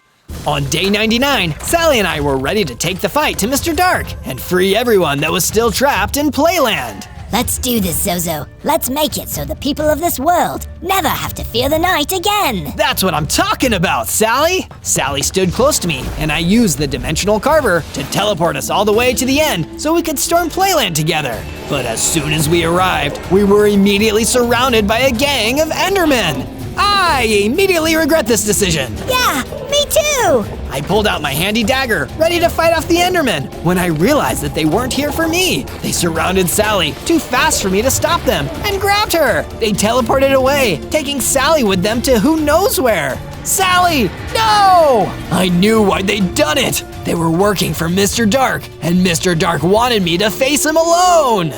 On day 100, I walked deeper into the end alone, looking for Mr. Dark. He didn't seem to be anywhere around here. That's when I noticed a cage containing a skeleton dragon just like me. I'd finally found him. Don't worry, fellow Draggy, I'll get you out of here. I heard an evil laugh behind me, and Mr. Dark appeared. You've come to play with me at long last. I knew you would in the end, little one. I'm not so little anymore. I pulled out my dagger and turned to attack Mr. Dark, but he teleported out of the way and hit me again. He was even stronger than I remembered. Thankfully, I had a spare potion of healing to take to offset the damage. Play along, Zozo. It's no fun if you don't play. I tried to attack him again, but it was like fighting smoke. Every time I went for him, he teleported out of the way and attacked me back. It felt like all of my training was for nothing against him. You don't play fair, Mr. Dark. That's because it's no fun to play like that. And I'm sorry, Zozo, but you're starting to feel awfully boring to me. I looked behind me and saw that a giant chasm had opened up in the ground behind me. It was so dark down there, I didn't even know if there was a bottom. You'll find more friends down there, Zozo. You'll never want to leave. While Mr. Dark was focused on me, I saw a figure charging up behind him. It was Sally, the skeleton horse. And still, Mr. Dark hadn't even noticed her. Any last words before you go into the dark, Zozo? Yeah, playtime's over. What? Sally the skeleton horse charged into Mr. Dark and knocked him into the bottomless pit. He screamed and fell, never to be seen again. Can't say I'm gonna miss that creep. Let's save the prisoners and get out of here, Zozo. You know, that sounds good to me. On day 1, I spawned into the Badlands as a shapeshifter. Whoa, that's a cool special ability. I wonder how far I can go with it. But I didn't have long to think about that, because a gang of wither skeletons with bows and swords showed up and started chasing me. Darn it, I wish I could go faster, but I'm only a baby shapeshifter, and that means I've only got 3 hearts. But even though I was weak, that didn't mean I couldn't shapeshift. I hid behind a rock and turned into a rabbit. Nobody ever suspects a rabbit. The wither skeletons kept searching until they found my little rabbit self, acting casually. The leader of the wither skeletons immediately clocked me. There he is, boys. Grab him. The wither skeletons immediately surrounded me, giving me no chance to escape. Wait, how did you know it was me? There are no rabbits in the Badlands. You've still got a lot to learn, shapeshifter. Let's take him to the jail. On day 2, the wither skeletons dragged me over to the Badlands jail. You can't do this! I'm too young to go to jail! But that didn't seem to persuade them. They threw me in a cell with another prisoner, a quillbeast. I had to figure out what was going on. Hey, Mr. Quillbeast, I'm Zozo. What's your name, and what are you in for? The name's Quilliam. I don't know why I'm here. I was just wandering the Badlands when suddenly the wither skeletons arrested me and dragged me here. Don't worry, Quilliam. I have an idea for how we can both escape. No offense, Zozo, but I really don't know how a rabbit could launch a jailbreak. That's the thing. I'm not a rabbit. I'm a shapeshifter. I used my power to turn into a wither skeleton, just like the ones who ran the Badlands prison. We used one of Quilliam's quills to pick the lock, and the two of us walked down the hall together. Another wither skeleton stopped us on the way. Hey, where are you two going? I'm just taking this prisoner to a different cell block. Nothing to see here. Fine, I suppose. On your way. In my wither skeleton disguise, Quilliam and I slipped out of the Badlands prison without a second thought. That was amazing, Zozo. You saved both of us in there. These shape-shifting skills really come in handy. I can't wait to get better at them. On day 3, I decided to continue my escape and make my way into the jungle. It'd be way harder for the bad guys to find me amongst all these dense trees. But if I really want to fit in here, I can't just be a wither skeleton. I need a real jungle disguise. That's why I shapeshifted into an orangutan. Orangutan is Malay for person of the forest, so it makes for a perfect jungle disguise. All this shapeshifting was hungry work, so I explored the forest and gathered up some tasty melons to eat. Delicious and nutritious. But while foraging, I encountered a mysterious wooden villager meditating in a clearing. Sorry to interrupt you, wooden villager, but is everything okay? Everything is more than okay, now that you're here, Zozo. What? How did you know my name? I know many things. I am Amma, the jungle mystic. I have long traveled this jungle in search of a hero to whom I can reveal the great truth of the world. Do you believe you are that hero? Well, I'd like to be, for sure. Good, then follow me. There is much to learn. On days 4 to 5, Amma, the jungle mystic, led me deeper into the forest, where he started to explain what was going on here. So, does the problem here have to do something with the wither skeletons? No, the wither skeletons are irrelevant to the true issue here, Zozo. You see, this forest is overrun with vicious tribal gremlins. Alone, they may not look like much, but together, they can pose a major threat. For the sake of the world's peace and safety, we must see to it that they are defeated. We have less than 100 days to exterminate them before things really get out of hand. Wow, that sounds like a tall order. These tribal gremlins must be really scary. How should I fight them? Don't worry about fighting them just yet. I'll be able to help you plan the best course of action. For now, take these tools and start building yourself a base. Amma the jungle mystic gave me a set of stone tools, and I left him to go find a clearing in the jungle where I could start building my base. I immediately started cutting down trees for wood and mining for stone. My base was already coming along nicely when suddenly a wither skeleton scouting party appeared out of the woods. He's gotta be around here somewhere. Come on, boys, let's find this slippery little crate. I needed to think fast. Obviously, a rabbit was no good, and they'd probably be expecting another wither skeleton. What could I turn into that would save me? Oh wait, I've got it! I shapeshifted into a wither boss and floated over to the wither skeletons. What are you boys doing out here slacking off? This is unacceptable! But boss, somebody escaped the prison. We need to go track them down. Forget about one lousy prisoner. Go back and stand guard to make sure more don't get out. And that's an order. Yes, Wither Boss, sir. The wither skeletons turned tail and marched out of the forest. I breathed a sigh of relief, and my shapeshifting skills paid off because I earned enough XP to level up. Whoa, I have 6 hearts now, and I can shift for longer. This is awesome. On day 6 to day 8, I took the form of a baboon so I could finish building the house, and it looked amazing. I decided to explore for a bit. As I was walking through the jungle, I noticed something a little strange. Wait, where are all the animals? Is this something to do with the tribal gremlins that Amma the jungle mystic was telling me about? As I was gathering some coal, a stray ran past me. Whoa there, everything okay, stray? There's no time to talk. I need to keep running. Get out of my way! You're safe here. Explain yourself. My town was destroyed by the Red Nightmare and his forces. He's taking over everything. If you had any brains in that baboon head of yours, you'd run while you still can. And then he ran off, leaving me confused. Red Nightmare? I'd never heard of that. So I decided to find Amma the jungle mystic again and ask him what he knew. Ah, yes, the Red Nightmare. He's another terrible force associated with those tribal gremlins I told you about. Perhaps it's time to arm yourself against the coming struggles. If you make your way to the snowy tundras and find the Frost Weaver, you'll be able to obtain a mace by defeating it. Go now! The tribal gremlin threat advances ever closer. On days 9 to 10, I shifted into a snow leopard so I could both move faster and stand the cold. Then I made my way out to the snowy tundra to begin my search. I'm gonna find you, Frostweaver! But what I didn't expect was that the Frostweaver would find me first. It was huge and ferocious, and it attacked me as soon as it saw me. He spit poison webs at me, which really slowed me down. I figure I can't ask you nicely to hand over the mace then? The Frostweaver didn't feel like chatting with me. Instead, it relentlessly attacked, knocking off a couple of my hearts. There was no way I could defeat a monster this powerful, but to my luck, I suddenly saw a snow golem running towards me. Golems have a natural protection instinct, so I was really in luck here. Don't worry, kid. I'll give you a hand. The snow golem joined me in the fight, and we were able to turn the tide.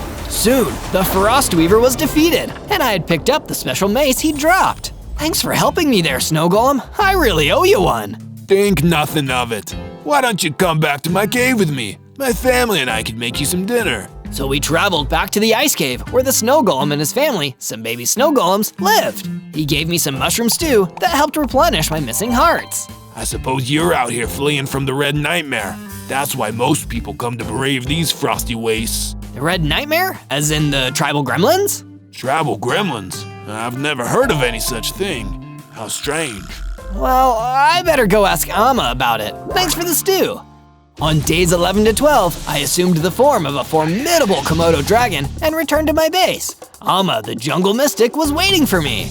Amma, something isn't right. I got the mace, but while I was out in the snowy tundra, I met a snow golem who knew about the Red Nightmare, but not the tribal gremlins. How could that be? I wouldn't worry about it, Zozo. Instead, go to this cave I've marked out on your map. You can mine some iron ore there, and perhaps use it to upgrade your armor or gear. It will be vital in the coming struggles. Once you have your iron, you can begin the attack on the tribal gremlin camp to the left of here. Okay, if you say so, Amma. Still, it's a little weird to say the least. I went to the cave that Amma marked out for me. I made my way in and started mining the iron ore. There was a decent amount of it down there, but not enough to do what I really needed. I did grab the extra coal that was there though. Then, when I left the cave, I was ambushed by a lurker, one of the nastiest little creatures in the jungle. Thank goodness I have my mace with me. With one swing of my mace, I'd smushed that nasty creature and was off on my way to the tribal gremlin camp. From day 13 to day 15, I came across a path. This must be the way to the village. I took the form of a gremlin so nobody would really notice me, and I followed the path. I arrived at the tribal gremlin camp. It was basically a huge village made of tree houses in the jungle. I was expecting it to be scary, but honestly, all the tribal gremlins seemed weirdly peaceful. I decided to talk to one of them to see what was going on. Hey, fellow gremlin, you looking forward to causing some more chaos in the forest today? He just looked confused. Chaos? What are you talking about? I turned and saw a very chubby, stern-looking tribal gremlin chief sitting behind me. There will be no chaos around here, boy.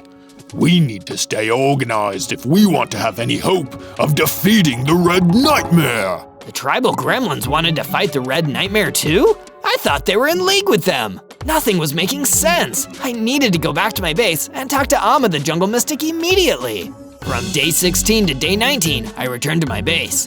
I took the long way back through the jungle, trying to figure out some kind of reasonable explanation for what had happened. Could Amma have been lying to me this whole time? But why? When I arrived back at my base, there was a tribal gremlin waiting for me. He looked like he was in a panic. Stranger, we need your help. Something terrible has been attacking our village. Something terrible? I'll come right away.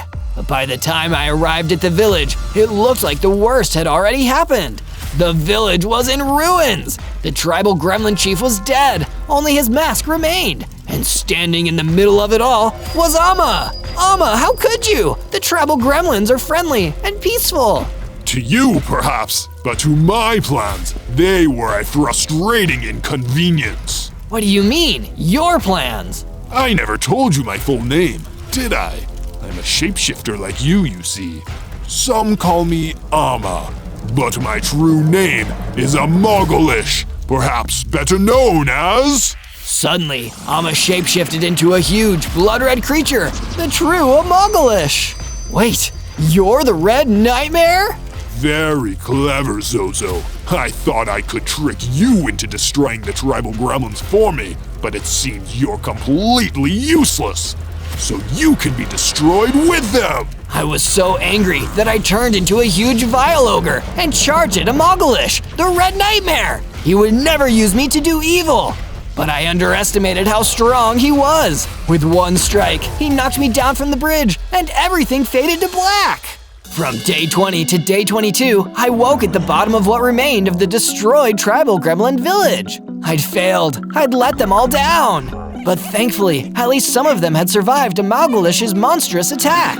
But now we have no place to live. We can't just survive out here in the jungle. He'll pick us off one by one. That's when I turned into a horse. Nobody is living out in the jungle. Hop on my back, and I'll let you come live at my base. We can work together and stop Amogalish from destroying anywhere else. One by one, I took all the remaining tribal gremlins back to my base and started building a barracks for them. If Amogalish thinks he can destroy us all, we're not gonna go down without a fight. From day 23 to day 26, I traveled out to the desert. That jungle humidity can be killer sometimes. I decided to turn myself into a roadrunner so I could run extra fast across the sand. Meep meep. It feels good to feel the wind blow between my feathers. But I had to stop when I saw a sun god being attacked by a gang of enhanced Arapides. They must have been sent by Amogalish. Don't worry, sun god, I'm here to help. I ran in and started circling around the Arapides, distracting them from attacking the sun god. That gave the sun god a chance. I unleash the power of the sun! He sent out a powerful sunblast, hitting and vaporizing the Arapides, and he never could have done it without me. I never could have done it without you, Zozo. In exchange, I give you the blessing of the sun. From now on, you will be stronger and faster in daylight. You will also gain a few hearts. That's such a cool power. Thank you, sun god, and the 2 extra hearts will come in handy. May my blessings be with you.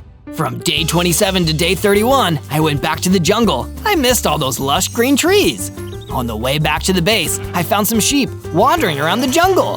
They seemed lost, so I decided to take a stone guard form and shepherd them back to my base. When they were back, I started to build a pen for them.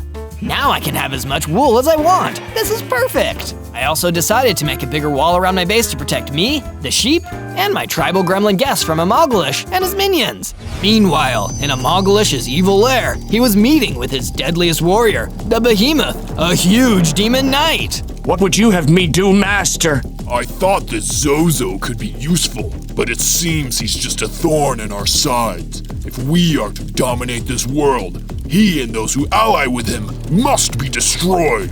Make it so. Yes, my master.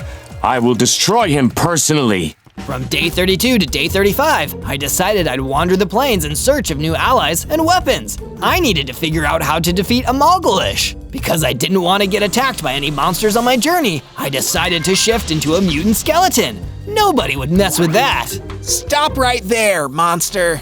I turned and saw a gang of armed villagers ready to fight. They started firing arrows, and I was forced to dodge as fast as I could. Wait, stop! I'm not a monster, I'm Zozo. I'm just a shapeshifter. That got the villagers to calm down. They lowered their weapons and began to murmur amongst themselves before turning back to me. Come with us, Zozo. We want to take you to our leader, the great King Midas, the ruler of gold. They led me back to their village, where Midas was waiting for me in a golden throne in the middle of the village. He was certainly an impressive sight. Ah, so my men brought you to me. There must be a reason. Why are you here, my boy? I'm trying to find a way to slay Amogalish and get revenge for the tribal gremlins. Correct answer. Amogalish, the Red Nightmare, has troubled our kingdom for generations. Me and my ancestors have tried to gather information about him for years, and I believe soon we will have the answers. When that time comes, come back to me. From day 36 to day 39, I turned myself into a scarecrow just for fun and entered the mine in the village. I mined iron to complete my new set of tools and armor. And I got really lucky, because it wasn't just iron ore I found, I also found some diamonds. Not enough to craft just yet, but they were definitely worth keeping in my inventory for a rainy day. Though the most exciting thing I found down in that mine shaft was a dusty old book containing an unbreakable enchantment, which would make my new items unbreakable. I crafted a full set of iron tools, iron weapons, and iron armor before returning back to my base to rest. But sadly, there would be no rest. When I got back to my base, an Aztec warrior was already there, waiting for me. King Midas sent me to collect you. He wishes to speak to you about a truly grave matter. Then I suppose I better come along. From day 40 to day 43, I returned to the village to meet with King Midas. I wondered what had gotten him so worried, aside from the fact that I'd now shapeshifted into a gorilla for toughness. Zozo, I'm glad you're safe. Of course, Your Highness. Why wouldn't I be safe? My spies have gotten word of a terrible development in the war against Amalgalish. He has summoned his most dangerous minion, the Great Behemoth, and he has given him the instruction to destroy you personally. Don't worry, King Midas. I've gotten a lot tougher than I used to be. I bet I could kick this behemoth guy's booty. Why don't you say that to my face, weakling? I turned and saw the behemoth was standing right behind me while the villagers fled in every direction. He was even bigger and tougher than I'd imagined. I charged up towards him and used all my gorilla strength to deliver a mighty punch. But the behemoth just shrugged it off. He hit me back and sent me skidding across the village square. Take this new form, my boy, the Gold Golem, and use it in my name. With my new gold golem strength, I pulled out my mace and attacked the behemoth. Somehow, he effortlessly blocked every hit and started rampaging around the village. I need to get out of here. I'm still not strong enough to beat even the henchmen yet. So, I fled the village while the villagers tried desperately to stop Behemoth.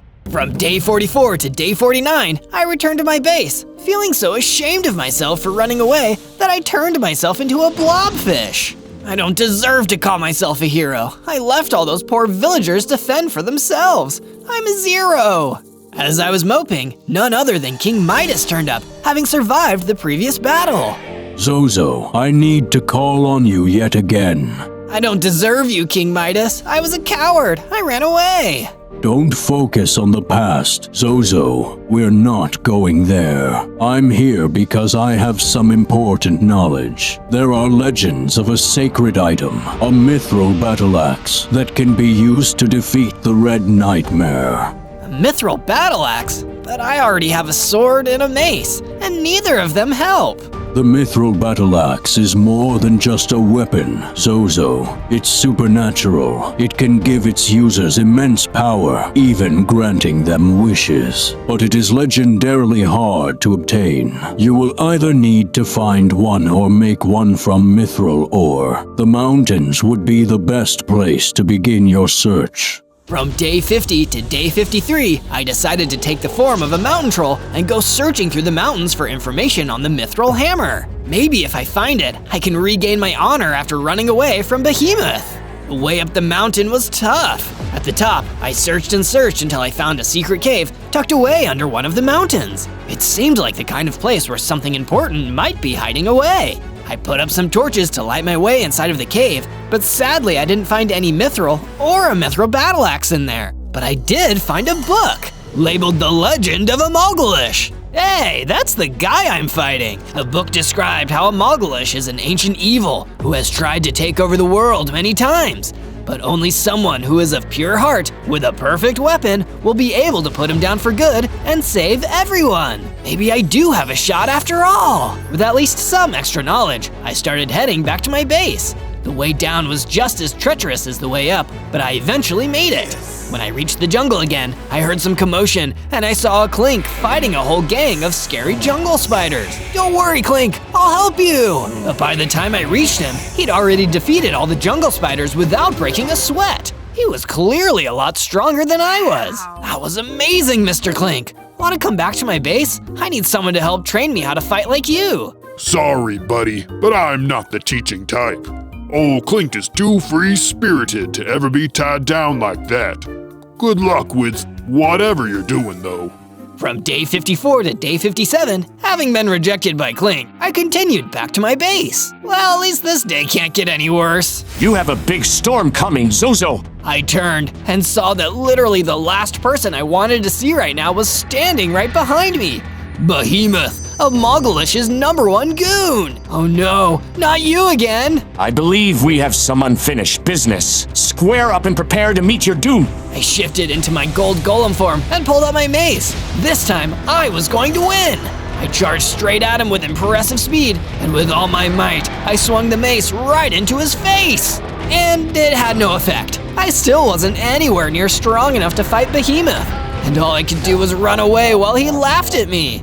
Meanwhile, back at Mogulish's evil lair, he was receiving information from his top advisor, the impish Pixin. Tell me, Pixin, how goes the war effort? Are our forces winning? We've crushed resistance to the east. Our Wither Skeleton army has been successful in raiding the villages to the west. Soon, I'm sure, the north and south will fall too. And what of Zozo? Has Behemoth destroyed that little brat yet? Soon, my lord. Behemoth says that our mission will be even easier than he thought. Delightful. Just delightful. On day 58 to day 62, I returned to my base, feeling a little down in the dirt. So I turned myself into a swamp pig. I'm so ashamed of myself. It feels like I can't do anything right. But when I got back, I was so happy to see that the tribal gremlins had increased the size of my base. They built new rooms and a whole new floor. It's the least we could do since you let us stay here with you, Zozo. I was so touched by their kindness that I wanted to do something for them in return. I'd build a statue, but not just any statue, a tribute to the fallen tribal gremlin chief. I started collecting all the proper material when I happened upon an abandoned diamond mine out in the jungle. I wonder if there are still diamonds down there. I went in and started to mine until I finally found enough diamonds to craft a pair of diamond armor pieces, a pickaxe, helmet, pants, and some cool boots. It isn't much, but it'll certainly help. From day 63 to day 66, one of the tribal gremlins approached me. Zozo, I think I know where you might be able to find a mithril battle axe like the one you were looking for. There's a special cave out in the desert, one that's sacred to my people. We might be able to find it together. That sounds like an excellent idea, tribal gremlin. Let's do it. We set off together until we reached the desert. With my shape-shifting powers growing by the day, I decided to shift into a guster so I could fit into the desert environment. After 2 days of walking, we finally found the cave. It looked deep and dark, and as I stepped forward to enter, the tribal gremlin stopped me. Wait, Zozo, I just remembered something important. You can't go in the cave. Not yet. Well, why not? We really need that mithril battle axe, tribal gremlin. But you need to obtain a soul heart first. I've heard of legends that those who enter the cave without one lose their souls, so we need to seek one out. Yeah, now that you mention it, that does seem like a pretty solid call. From day 67 to day 70, the tribal gremlin went home, and I continued exploring the desert, hoping to find a soul heart. It's a shame they don't just hand out those things, huh? Suddenly, I was distracted from my search as a coyote running towards me. He looked really worried. Hey, stranger, mind lending me a hand? There's a nasty Sudaramu bothering me and my coyote brothers. Sure thing. Maybe I can help defuse the situation. I ran after the coyote until I found a group of coyotes being attacked by a huge Sudaramu who was clawing at them. He looked like he was in a really bad mood. Sudaramu, stop bothering these coyotes. Mind your own business, fool. This is between me and the coyotes. The second you start bothering people, it is my business. Time to fight. I ran to the Sudaramu and began to fight. He was tough, but he didn't seem like he really wanted to destroy me. He just liked fighting people. So I gave him a good fight. Every time he swung his claws at me, I was able to dodge, then hit back. My hits barely bothered him, but he seemed like he enjoyed having the exercise. Yeah, that was a good fight. I like your style, man. You're a pretty good fighter yourself, Sudaramu. How about instead of fighting random coyotes, you go up against a real opponent, like helping me take on that demon, a Mogullish. Now that sounds like a good time. From day 71 to day 74, after not finding anything in the desert other than a cave I couldn't enter, I returned to the base, only to find that Behemoth was already there, and he was annihilating my base. By the time I got back, half of the base had been destroyed, and he was attacking the tribal gremlins trying to rest there. Zozo, you're back. Good. I was getting bored destroying all your friends. Behemoth, you monster! You're going down for this! Try me. I transformed into a Vex, pulled out my mace again, and attacked Behemoth. My rage fueled me, and this time, as I attacked him, it looked like I was actually doing some damage. You've improved, Zozo, I'll give you that. But you're still nothing compared to me. Behemoth hit me back, stunning me and taking down several of my hearts.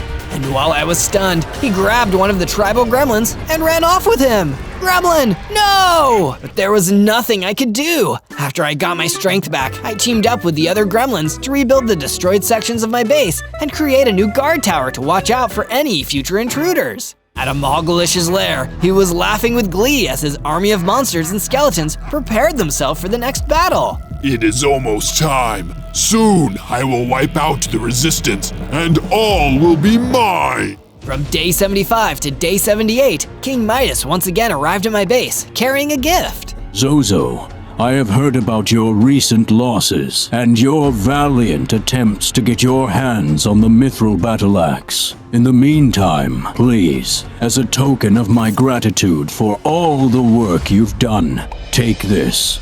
Wow, King Midas, thank you! What is this? It's a Sword of Undying, my old battle weapon from my adventuring days. It's not the Mithril Battle Axe, but this is a powerful, well-forged weapon. I believe Behemoth keeps his own private lair out in the plains. Perhaps you should go show him how well you can use this new weapon. From day 79 to day 84, I arrived at Behemoth's lair out on the plains with my Sword of Undying, ready to do battle. I stormed in, ran past the skeleton soldiers, and saw that Behemoth was waiting for me. This is it, Zozo! I've gotten bored of playing with my food. You won't be leaving this lair. And when I've destroyed you, the Master will give me power and riches. Your creep of a master is never going to see you again, Behemoth. Skeletons, grab this fool. Skeletons surrounded me, but I managed to take them down without much effort. I focused on Behemoth next. Sword in hand, we fought. Behemoth was still incredibly strong, but I felt like I was finally ready to take him on. But as the fight went on, even though I was doing some good damage, Behemoth started to turn the tide. He fought harder and harder, hitting me again and again, watching my hearts drop. Even with the regeneration and extra absorption health the Sword of Undying gave me, I was still losing this fight. Everything I'd worked for was about to be for nothing. You've been amusing, Zozo, but I won't miss you when you're gone. Just as Behemoth was about to finish me off, one of the walls of his lair exploded, and Sudaramu broke in to save the day. Zozo, eat this! He threw me a golden apple. I'd never seen one like it before, and I immediately took a bite. Immediately, everything changed. I could feel myself getting bigger and stronger, and not just regenerating hearts, but doubling them. With the 16 hearts, I shifted into Ultimate Gold Golem, and with the Sudaramu at my side, I was ready to finish this. The two of us attacked the Behemoth together, giving him no chance to take us out. I climbed to the top of the gate wall and jumped on the Behemoth, swinging my sword at his head. He was defeated once and for all! I looked and saw that the destroyed Behemoth had dropped a soul heart onto the ground. Now that was a good fight. Say, what's that thing he dropped? Sudaramu, that's our ticket to the big time! From day 85 to day 89, while still out in the plains, I shapeshifted into a double-headed Vile Ogre. I stumbled upon some clay and dug it up to use on the Tribal Gremlin Chief statue. This is gonna look awesome, and I bet my Tribal Gremlin roommates will really appreciate it too. I returned to the base and completed the statue.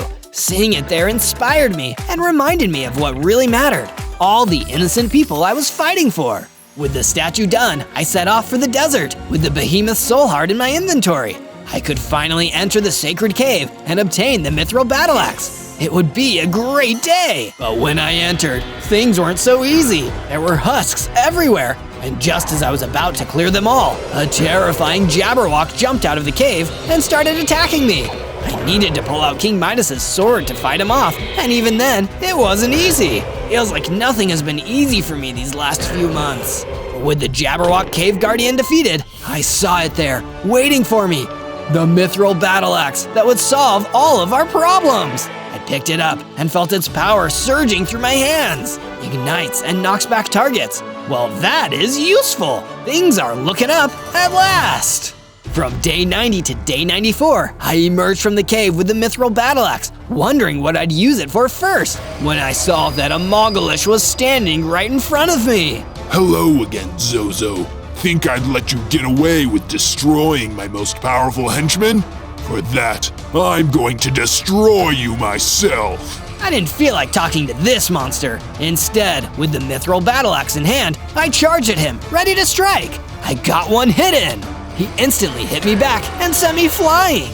The hit was so hard, it knocked the battle axe right out of my hands. Before I could get up, he snatched the mithril battle axe, even though I'd only just gotten it. You won't be needing this anymore. In fact, I think I'll make much better use of it than you ever did. Goodbye, Zozo. There was an explosion, and the desert ground beneath me caved in, trapping me in a pit. Amogalish disappeared, off to do something awful, no doubt. 1 step forward, 2 steps back. From day 95 to day 97, I needed to do something clever to escape the pit. Thankfully, this was where my shapeshifting skills came in handy again.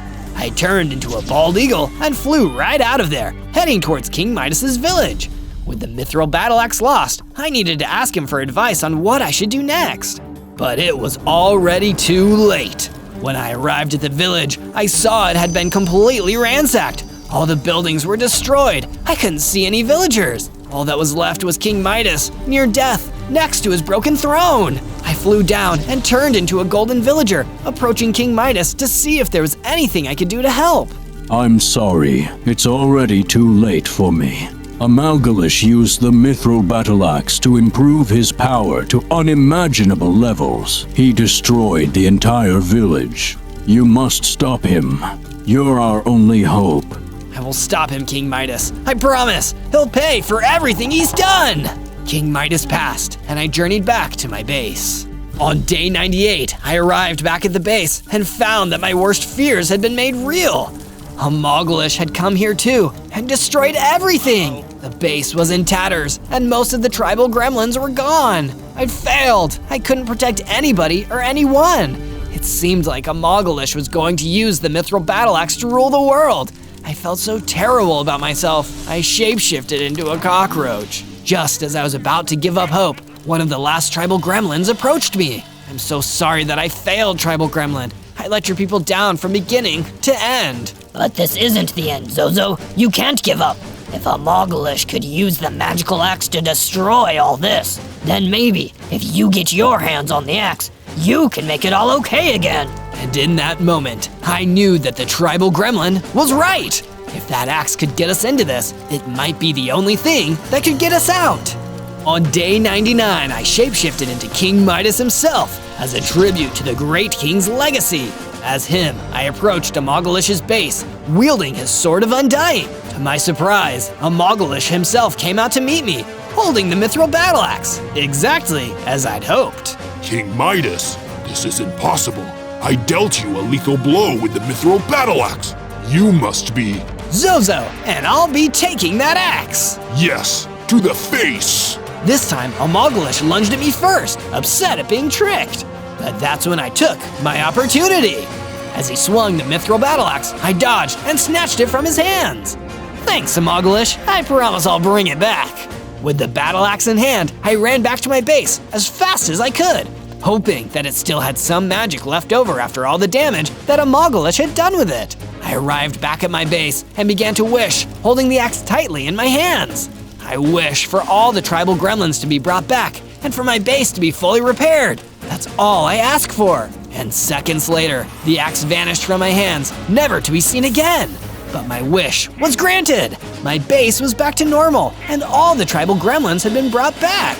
You saved us, Zozo. Thank you. And now, together, we can save everyone else. Like Amogalish himself said, just one tribal gremlin doesn't count for much. But all of you together, we can bring Amogalish down for good. Let's go save the world. On day 100, I led the tribal gremlin strike force straight into Amogalish's lair. As wither skeletons poured out to fight us, the gremlins took them on. Gremlin freedom forever!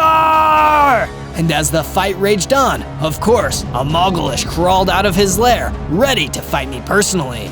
You worthless little creature. I should have destroyed you when you were small and weak. It would have saved me a lot of trouble. It's too late for regrets now, Amogalish. They won't do you any good. Stubborn and arrogant to the end. Do you really think you can beat me? You're not even carrying a weapon. I'm a shapeshifter, Amogalish. Don't you know what that means? What? It means I am the weapon. And with that, I turned into my final form, a giant ender dragon. No, this can't be. It isn't fair. I can't be defeated by some other lowly shapeshifter. I'm the most powerful being in the world. But all that complaining didn't do him any good. I unleashed my most powerful Dragon's Breath attack on him, and by the time I was done, there was nothing left. Amogalish was defeated! And once the tribal gremlins were done defeating the last of the Wither Skeletons, the world could finally be at peace once again. On day 1, I spawned in the desert as a baby snow golem. I was all alone, except for a honey golem who was much bigger than me. I wasn't sure why I was here, or why I was so little. Where are all the other snow golems? What am I doing out here where it's so hot and dry? Before the honey golem could answer me, a guster blew toward us. Who are you? Who am I? I'm Gary the Guster, and there ain't a fella in the land who can take me and my Guster gang down. Just take a gander at what happens when you don't do what I say. And with one attack, he destroyed the honey golem I spawned in next to. How could you do that? You monster! Because I'm the baddest Guster around these parts. You got 100 days to rustle up 100 diamonds and bring the loot to me, or my gang and I will burn the nearest village to the ground, and you with it. And with that threat, he disappeared, leaving me all alone. Oh no, I either need to gather Gary's ransom or defeat him. If I don't, there's gonna be trouble, but I'm gonna need to be a lot stronger before I can do that. On day 2, I started making my way through the desert toward the village. If they were in danger from Gary the Guster too, I needed to get there and warn them. Maybe they could help me, and we could keep each other safe. I realized I only had 5 hearts, so I would have to be careful on the way. As I was walking, a group of zombies appeared from out of a cave. What do you want? Just keeping an eye on things for the boss. I don't see any diamonds. Maybe we ought to teach you a lesson in listening. They attacked me, and I had nothing to fight back with. I was scared that they would take me down. I was way too small and weak to beat them right now. But just then, a bison ran up to me. Howdy there, little snow golem. You're a long way from home. I am, and I'm in danger. Well, hop on my back and let's mosey on out of here. I can take us somewhere safe. I hopped on the bison's back, and he carried me away from the zombies. Thank you. What's your name? Iron. What's yours? You can call me Zozo. Mighty nice to meet you. On day 3, Byron the Bison took me to his village. It was the same place I was trying to get to, so it all worked out pretty well. Except, of course, for the part where we had to all deal with Gary's evil plan. This is a nice village. Thank you for having me. Then, Byron took me to meet the mayor of the town. He was a golem like me, but he was an earth golem, not snow. Hello, Mr. Mayor. Well, howdy there, little snow golem. What brings you to our town? I quickly explained what I knew about Gary and his threat to destroy the village if I didn't bring him 100 diamonds. That no good scoundrel's been bothering us for some time now. Going on a few years. Maybe we can help each other out and bring him to justice once and for all. I would love to help, but how? Well, let's see. I reckon you'll need to make some tools, get started mining diamonds, and get a heck of a lot stronger too. We'll do whatever we can to help you do that. This town's plenty big enough for more kind-hearted folks after all. You can set up on the edge of town. Byron and I started to leave, but the mayor had one more thing to say. You know, this village needs a sheriff. I reckon you might just be the man for the job. On days 4 and 5, I went out and punched some trees so I could gather enough wood to build a crafting bench. Then, I crafted some wooden tools. Once I had those, I could start gathering some stone. Hey, this is going pretty well so far. Once I had enough stone, I upgraded my tools from wood to stone ones, including a stone sword. I was ready to start building our base. Say, Zozo, if you're fixing to be the sheriff, let's say we build you a sheriff station with a jail inside. That's a perfect idea, Byron.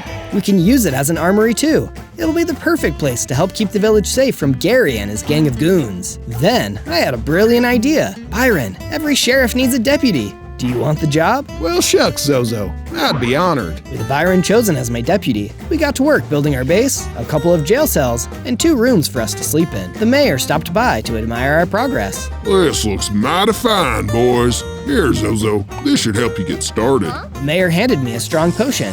I drank it and felt myself grow a little bit bigger, and I gained 2 hearts. On days 6 through 8, I explored the desert around the village, looking for more materials. While I was walking around, I saw a roadrunner being attacked by a nest of rattlesnakes. Hey, you leave her alone! I rushed at them with my stone sword and began to fight. They turned their attention away from the roadrunner and started attacking me instead. It was a tough fight, but after a long while, I knocked down the last rattlesnake. Oh, thank you kindly. The roadrunner ran over to me. My name is Rhonda, and you're my hero. Just doing my duty, ma'am. What are you doing all the way out here? I got lost in the desert. I was looking for help getting back to my nest. It's in a cave, you see, but it isn't safe for me to go alone. My eggs are in there. I need to get to them before something terrible happens. Well, that sounds like a job for the local sheriff. On days 9 and 10, Rhonda and I made our way to the cave where her nest was. I wanted my nest to be out of the sun, and this cave used to be safe. But when people started mining in there, it woke something up. Something terrible. This is it. Please be careful, Sheriff Zozo. I'll do my best. I drew my sword and crept into the cave. What are you doing in my cave? A werewolf jumped out of the shadows and roared at me. This cave belongs to more than just you. This cave ain't big enough for the both of us. He swiped at me with his claws and knocked me back into the wall of the cave. I dropped my sword, and when I ran to pick it up, he hit me again. Uh-oh, this guy is way too strong. Get out now, or I'll finish you off. I'll have to come back and face him again when I'm stronger. I need to go help Rhonda. I ran out of the cave, where Rhonda was waiting. I'm sorry, he's too strong. But please, come back to town with me. You can stay at my sheriff's station until we can come back. I'll help you get your eggs back, I promise. On days 11 and 12, I returned to my base with Rhonda. I built her a room, including a crafting bench and a chest. Thank you for the help, Zozo. It means the world to me. Of course, I'm happy to help.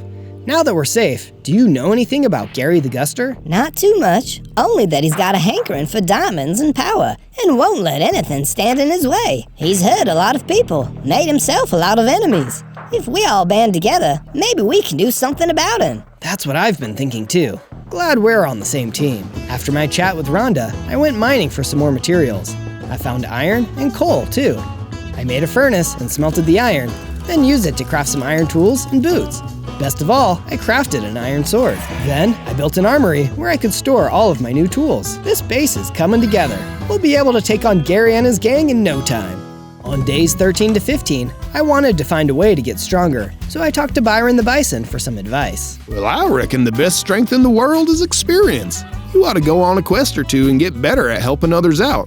Then you'll get stronger. Also, you'd best get yourself some armor for the job. Thanks so much, Byron. I gathered silver and crafted myself some armor. Then I headed out to explore the forest. Now it's time to find a quest. But where is someone who I can help? I looked around, but couldn't see anyone that might have a quest for me. How was I supposed to get experience if no one needed me to do anything? Then, I saw a pumpkin boss shaking an apple tree. Hi there, do you need some help with the apples? Hey, you're the sheriff trying to go up against Gary the Guster. Let me teach you a lesson. He attacked me, but I was ready. I had my new armor to protect me. And I had my new sword, too. I dodged his attack, then slashed at him, knocking him back. After a lot of tough back and forth, I was able to win. I did it! I did it! Then, I noticed he dropped something, a shed snakeskin. Hey, I bet I can use this to craft something. I took the snakeskin back to my base and crafted a vine lasso with it. Wow, I can use this to wrangle bad guys and bring them back to jail. On days 16 to 19, I decided to explore some more and see what I could find. I ended up coming across an abandoned mine and looked inside. There was a chest in there. I opened it and I found an old diary belonging to a miner that left it behind ages ago. Gary the Guster came through town again, telling us to give him diamonds. I heard a rumor that he's building a base not too far from here, but no one's been able to find it yet. I have my suspicions that it's out in the forest over yonder. Wow, so Gary's base must not be too far away. Maybe I can find it, but first, I'll have to get even stronger so I can defeat him. Before I could do anything else, I was attacked by a gang of Mandragora. This is what happens when you go up against Gary the Guster. But they were no match for my new armor and sword. Just like with the pumpkin boss before, I fought them hard and was able to defeat them. As a few of them ran away, I yelled after them. Tell Gary he won't be picking on people for much longer. On days 20 to 22, I traveled back to the village. When I got there, I saw some plague rats bothering some villagers. I fought them and took them out easily. Wow, I'm getting good at this. On the way back to the sheriff's station, I found some silver I could use to upgrade my gear and my armor. With that taken care of, I was feeling strong enough to go fight the werewolf and help Rhonda get back her nest. You again? I thought I already taught you a lesson. Well, I'm back, and I'm strong enough to fight you now. With my new armor and sword, I was able to hold my own against the werewolf. He knocked me back, but I didn't drop my sword, and I kept fighting. Then I pulled out my secret weapon, the vine lasso. I captured the werewolf in the lasso and started pulling him back to the jail. You're going to jail. You ain't got what it takes to bring down Gary the Guster. He took out my whole gang, and I had to hide in those caves when he came to town. You go up against him, and you're toast. On days 23 to 26, I threw the werewolf into one of the empty jail cells. Well, Rhonda, you can go back to the caves now. Your nest is safe, and your eggs are waiting for you. Thank you so much, Zozo. I'll never forget what you did for me. And I'll be sure to come back and visit once my eggs have hatched. I can't wait. By the way, you should build a guard tower. It will help keep you safe here. Rhonda was right. It would be a good idea to have a guard tower so we could keep a lookout. I started constructing one right away. When the guard tower was done, I realized I needed some ranged weapons. So I crafted some javelins too. I can really defend this place now. On days 27 to 31, I decided to travel to a snowy area to see if I could find some more snow golems like me. If I could, maybe they could help protect the village and take down Gary. I was enjoying the cold and looking around for some other snow golems when I saw some snow beasts. They looked lost, so I sent them back to my base, and they went off to find it. Next, I decided to gather some ice to take back to my base. If I had it there, I wouldn't feel so homesick as the only snow golem in the desert. Even if I didn't find any snow golems, it would make me feel much better. When I got back to the village, Mayor Earth Golem came up to me. Sheriff Zozo, we need your help. Gary's gang came through town and kidnapped some of our villagers. Oh no, of course I'll help. And I'll come with you. What kind of mayor would I be if I didn't look out for my own people? On days 32 to 35, the mayor and I went into the forest to find the kidnapped villagers and save them from Gary's gang. We spotted the horde of zombies and a bunch of villagers in cages. The zombies were laughing at them. Don't worry, everyone. You're safe now. We're coming to save you. I rushed at them with my sword drawn. The mayor followed me and tried to help fight too. One of the zombies knocked him down. Get away from him! I tried to stop them from hurting him, but the zombies destroyed the mayor. No! I swore I'd have revenge. In honor of the fallen mayor, I defeated the rest of the zombies and freed the villagers. But now the town is without a mayor. We need someone to lead the villagers. On days 36 to 39, I set off in search of a new mayor for the village. We need someone tough to help protect the villagers from Gary. I know, I'll go into the mountains. Only tough people can survive up there. So I went to the mountains and looked around. Is there anyone here who can be a mayor? Are you looking for help? I looked and saw Zeus, the king of Olympus, standing on top of a mountain. Yes, I am. Well, I need help with something. If you can help me, I can be the mayor in return. What is it? A group of gremlins stole my treasured guitar. Jamming on that guitar was the only way to pass the time up here on this boring old mountain. Please, get it back for me. It was a small price to pay to find a new, powerful mayor. I found the gremlins nearby, smashing the guitar into some rocks. Hey, that's not what rock music means. I fought off the gremlins and got the guitar back. Here you go, Zeus. Or should I say, Mayor Zeus. Thank you. I'd be happy to be the mayor if the villagers are all as kind as you. They are. We're trying to defeat Gary the Guster. Ah, Gary. He's asking for diamonds, I bet. Well, I can tell you where a very good diamond mine is, if you want. Yes, please. So Zeus gave me directions to the diamond mine. Things were really starting to come together. One way or another, I'd keep the village safe.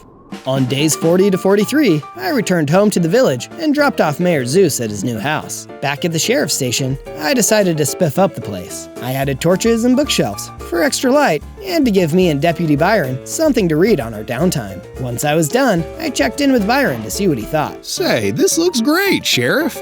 But with so much new danger, we need more deputies. Let's make a deputies wanted sign.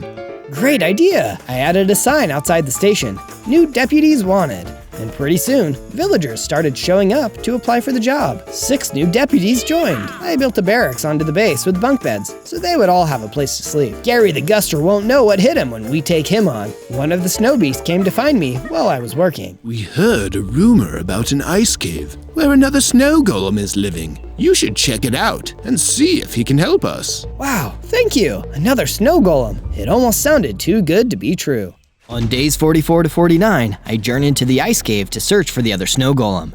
When I got there, I couldn't see anyone at first, but then I saw a shadow in the cave. Hello? I walked toward the opening of the cave, but Gary the Guster appeared. Yeehaw! I knew you'd fall for my trap.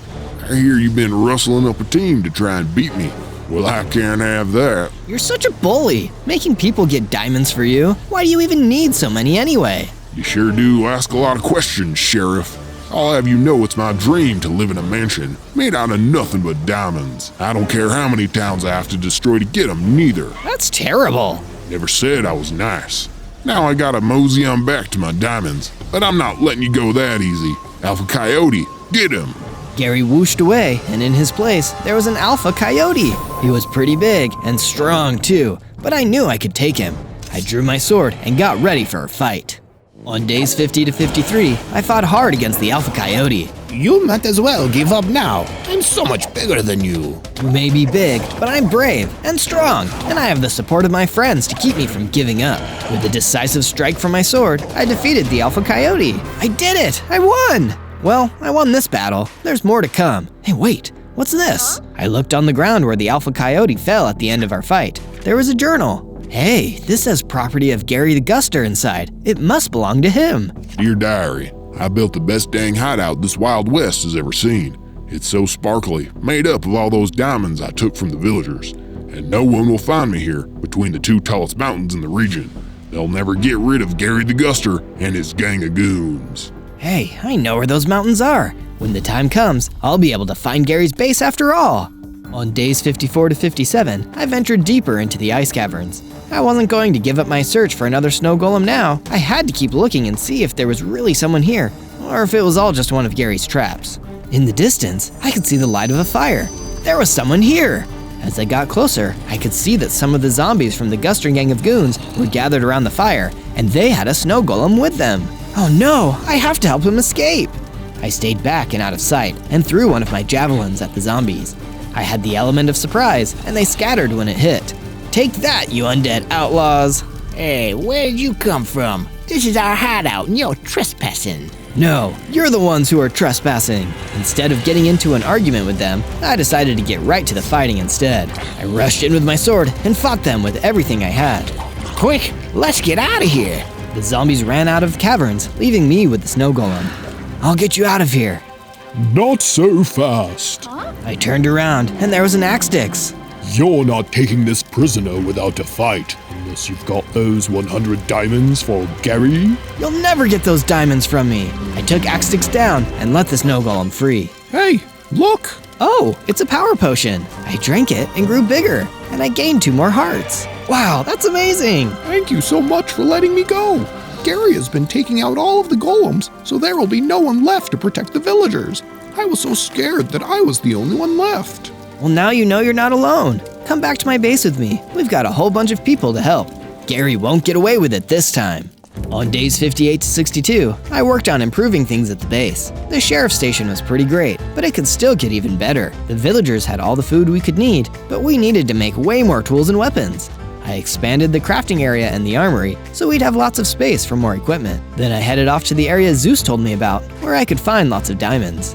I went down into the mine there, and sure enough, there they were! I used my iron pickaxe to mine the diamonds, and took them back to the base. I used all those diamonds to make diamond armor, a pickaxe, and a sword. Next, I thought about how I might need to gather extra food while traveling to new places. A fishing rod could help me catch fish on the go, so I crafted a fishing rod to help me, in case I ever needed it. On days 63 to 66, Mayor Zeus came to visit me at the sheriff's station. What can I do for you, Mayor? Did you get a chance to check out the diamond cave I told you about? I did, thank you. There were lots of diamonds there. I used them to upgrade my gear though. That's okay. I thought you might need to do that. I wanted to tell you that I heard about another cave with lots of diamonds to mine. Really? Thank you. That's great news. Happy to help. I'll keep an ear out for more diamond news too.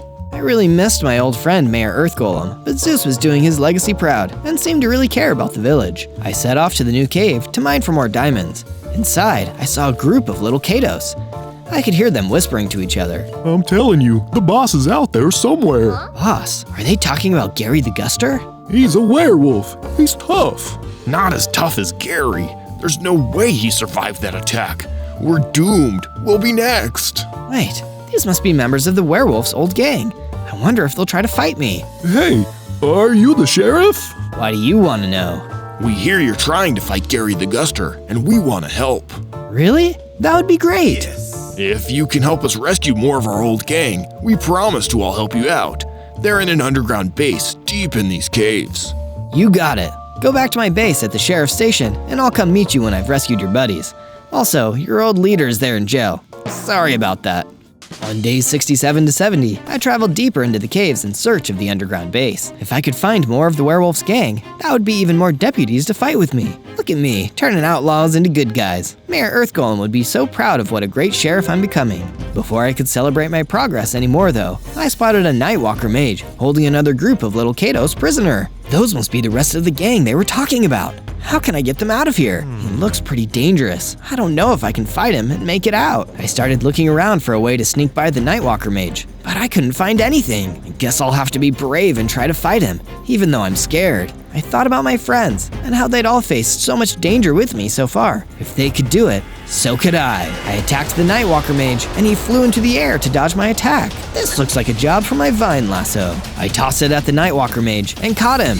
I pulled him back down to the ground, and while he was trapped, I attacked him with my sword. He broke free, but not before I got a good hit in. The Nightwalker mage teleported behind me, but I spun around and got him again. It was a pretty intense battle, but eventually I was able to win with the help of my vine lasso and my shiny new diamond sword. Thank you, stranger. I'm no stranger, I'm the sheriff. Oh no, are we under arrest? No, I'm here to save you. Go back to my base at the sheriff's station. Your friends will be there, and you'll see that everything is going to be okay. On days 71 to 74, I traveled to a river to try out some fishing. I hadn't done it before, and I wanted to get good at it in case I needed to catch a fish in a hurry. As I was walking along the river, I saw a strange message on the ground. If you're enjoying this adventure, find more Zozo videos by searching for ZO, and don't forget to like and subscribe. That's pretty weird. Anyway, back to fishing. I caught a few fish, and I was feeling pretty good about myself. But then, Gary the Guster showed up. Sheriff fishing on the job, eh? Should be out there mining for my diamonds if you want that village of yours to survive. Why can't you just leave us alone? I will, once you give me what I want. That's not fair. Life ain't fair. We rushed at each other, and I pulled out my sword and my vine lasso. You think you can lasso me like cattle? I'm no cowboy. I tried my best, but it wasn't enough to defeat him. I didn't want to run, but I needed to stay alive to get stronger and to help my friends. So I turned and I ran all the way back to my base. Next time, I'll be ready. On days 75 to 78, I got to work on my base again. Now that I know how strong Gary is, after trying to fight him again, I know we need to make the base even better. Byron had a great idea for how to improve it. What if we build an underground bunker? Somewhere we can hide out if we need to, if he comes to attack us before we're ready. Perfect! I got to work building the bunker, and before long, we had a great big underground hideout to go to if Gary attacked before I was strong enough to beat him. After I was done, some of the little Kados from the werewolf's gang came up to me with a book. It's the magic book to help you get bigger and stronger. Wow, thank you! I tried some of the magic from the book, and sure enough, I grew bigger and gained more hearts. What an amazing gift! They really are good guys after all. On days 79 to 84, I decided to test my new strength on some mobs. I went out into the desert with my sword and my lasso and found some skeletons to fight. Taste the lasso, boneheads! I rounded them up and took them all out.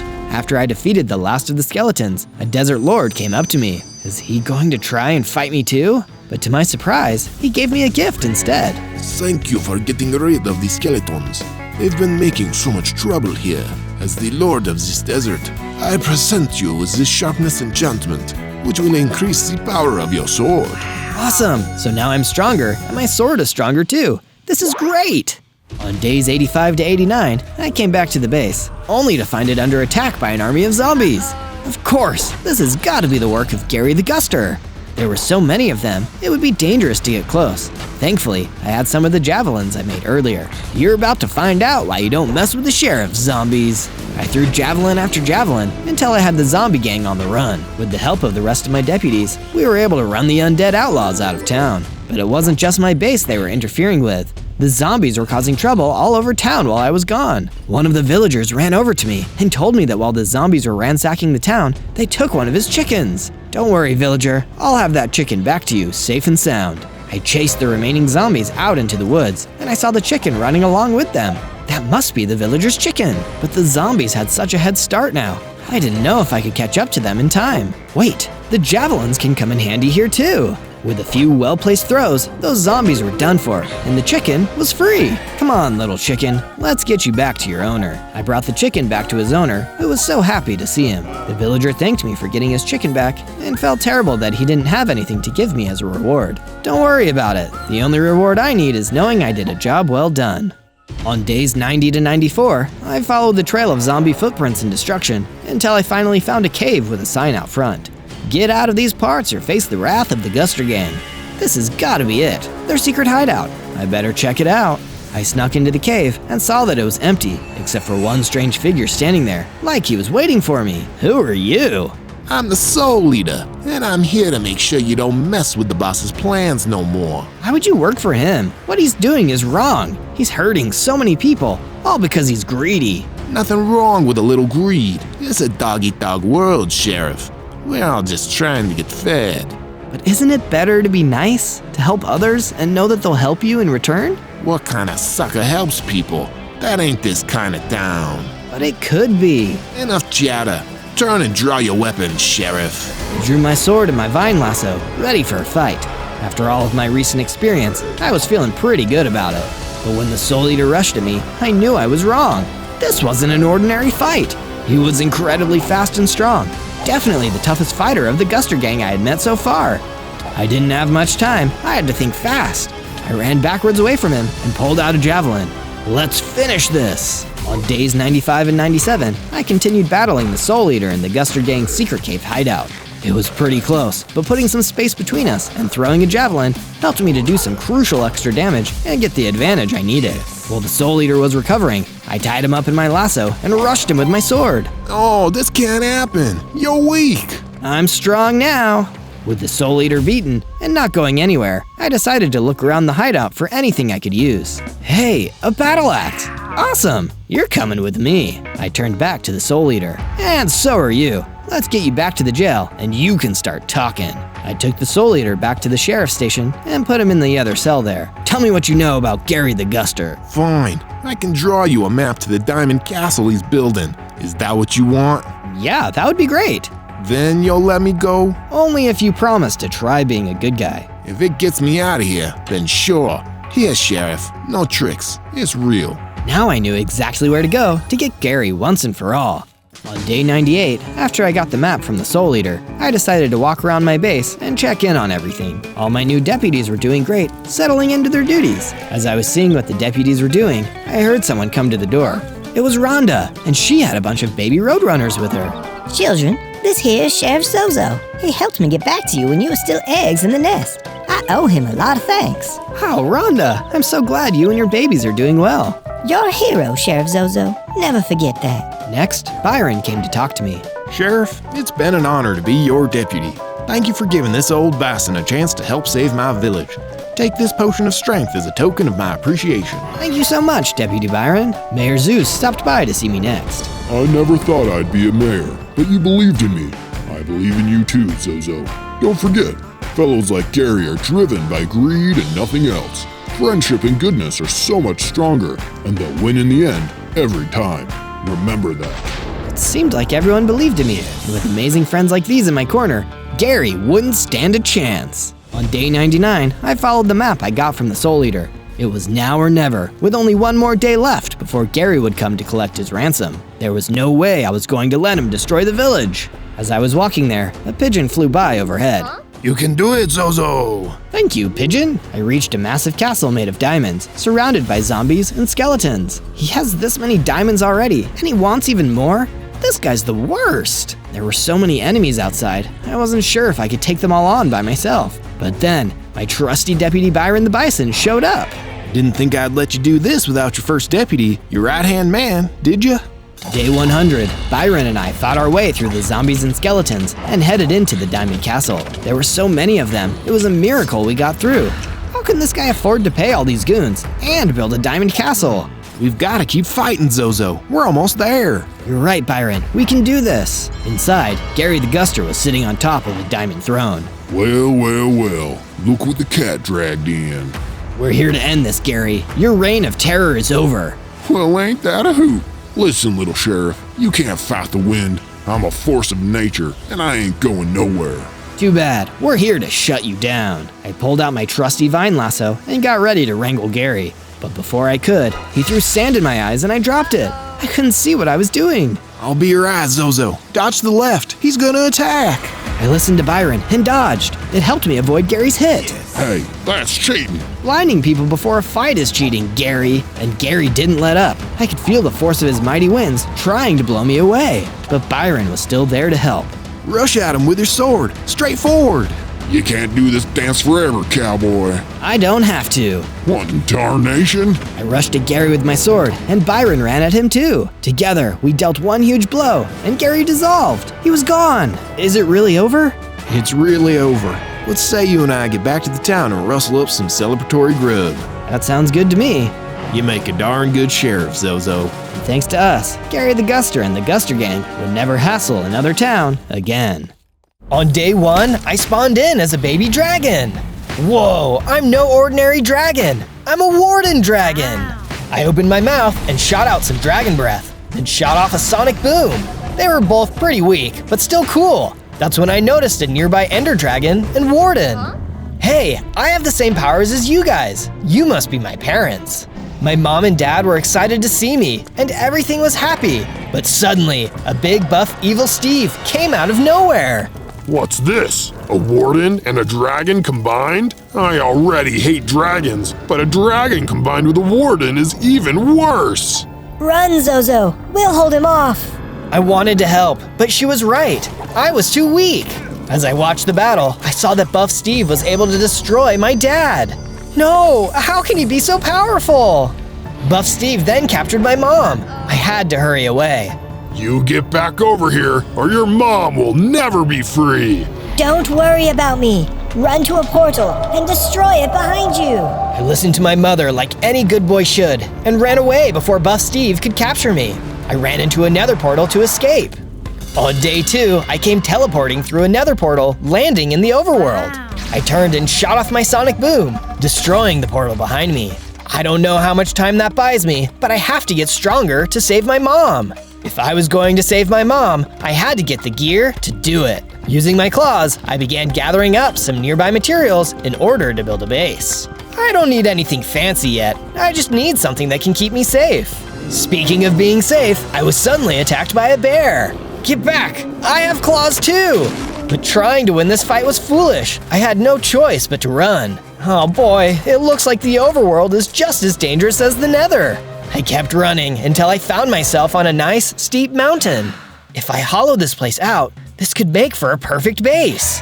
Excited with the idea, I got right to it, building my base. I have so many ideas of how I can improve it, but we'll start simple for now.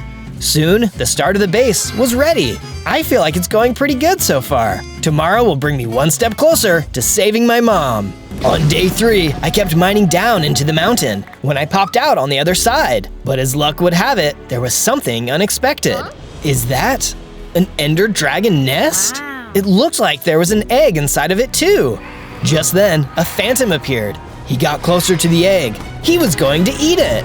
Oh no you don't, the dragons are my friends. The phantom clearly didn't expect anyone to be here, and I was able to hit him hard. In no time, I managed to take him out. Finally, it feels good not to run away for once. And what's this? The phantom had dropped some phantom skin, which I picked up. With it gone, I was able to get really close to the egg. That's when I saw there was a note nearby. My dear child, if you are reading this, then something has happened to me. I was setting out in search of food for us. It is very likely that a powerful being called Steve may come after us. He collects powerful creatures like us dragons. Take care and stay safe. Oh no, it's not just me. Dragons everywhere are in trouble. It's not enough to just save my mom from Buff Steve. I'm going to have to defeat him. I quickly picked up the egg to take it back to my base. I could keep it safe there. On days 4 to 5, I arrived back at my base. I got right to work building an incubator for the egg. If it was going to hatch safely, it needed a good environment to thrive in. Just as I finished up, I heard a noise outside. I ran out and saw even more phantoms. Oh man, you guys really want this egg! Well, just try and take it. The phantoms did their best to take me out, but they were no match for me. They would have to try harder than that if they wanted to win. With the two phantoms defeated, I picked up the phantom skin they had dropped. Oh, I know just what to make with this! I went over to my crafting table and used the phantom skin to make myself some phantom skin armor. It was about as strong as leather armor, but it would be better than nothing. On days 6 to 8, I was starting to get hungry and decided to go look for food. I was a little nervous about leaving the egg behind, but if I couldn't get food, then no one would be able to protect it. I soon came across a village. Hi there, please, do you have any food to spare? The villagers took one look at me and ran away. I guess they weren't used to meeting friendly dragons, or friendly wardens for that matter. Well, no one is around, so bon appetit. I got right to work attacking the animals around. Sure, it felt bad to hurt other animals, but hey, a dragon's gotta eat. And there's no way I was going to eat a salad. At last, I found you!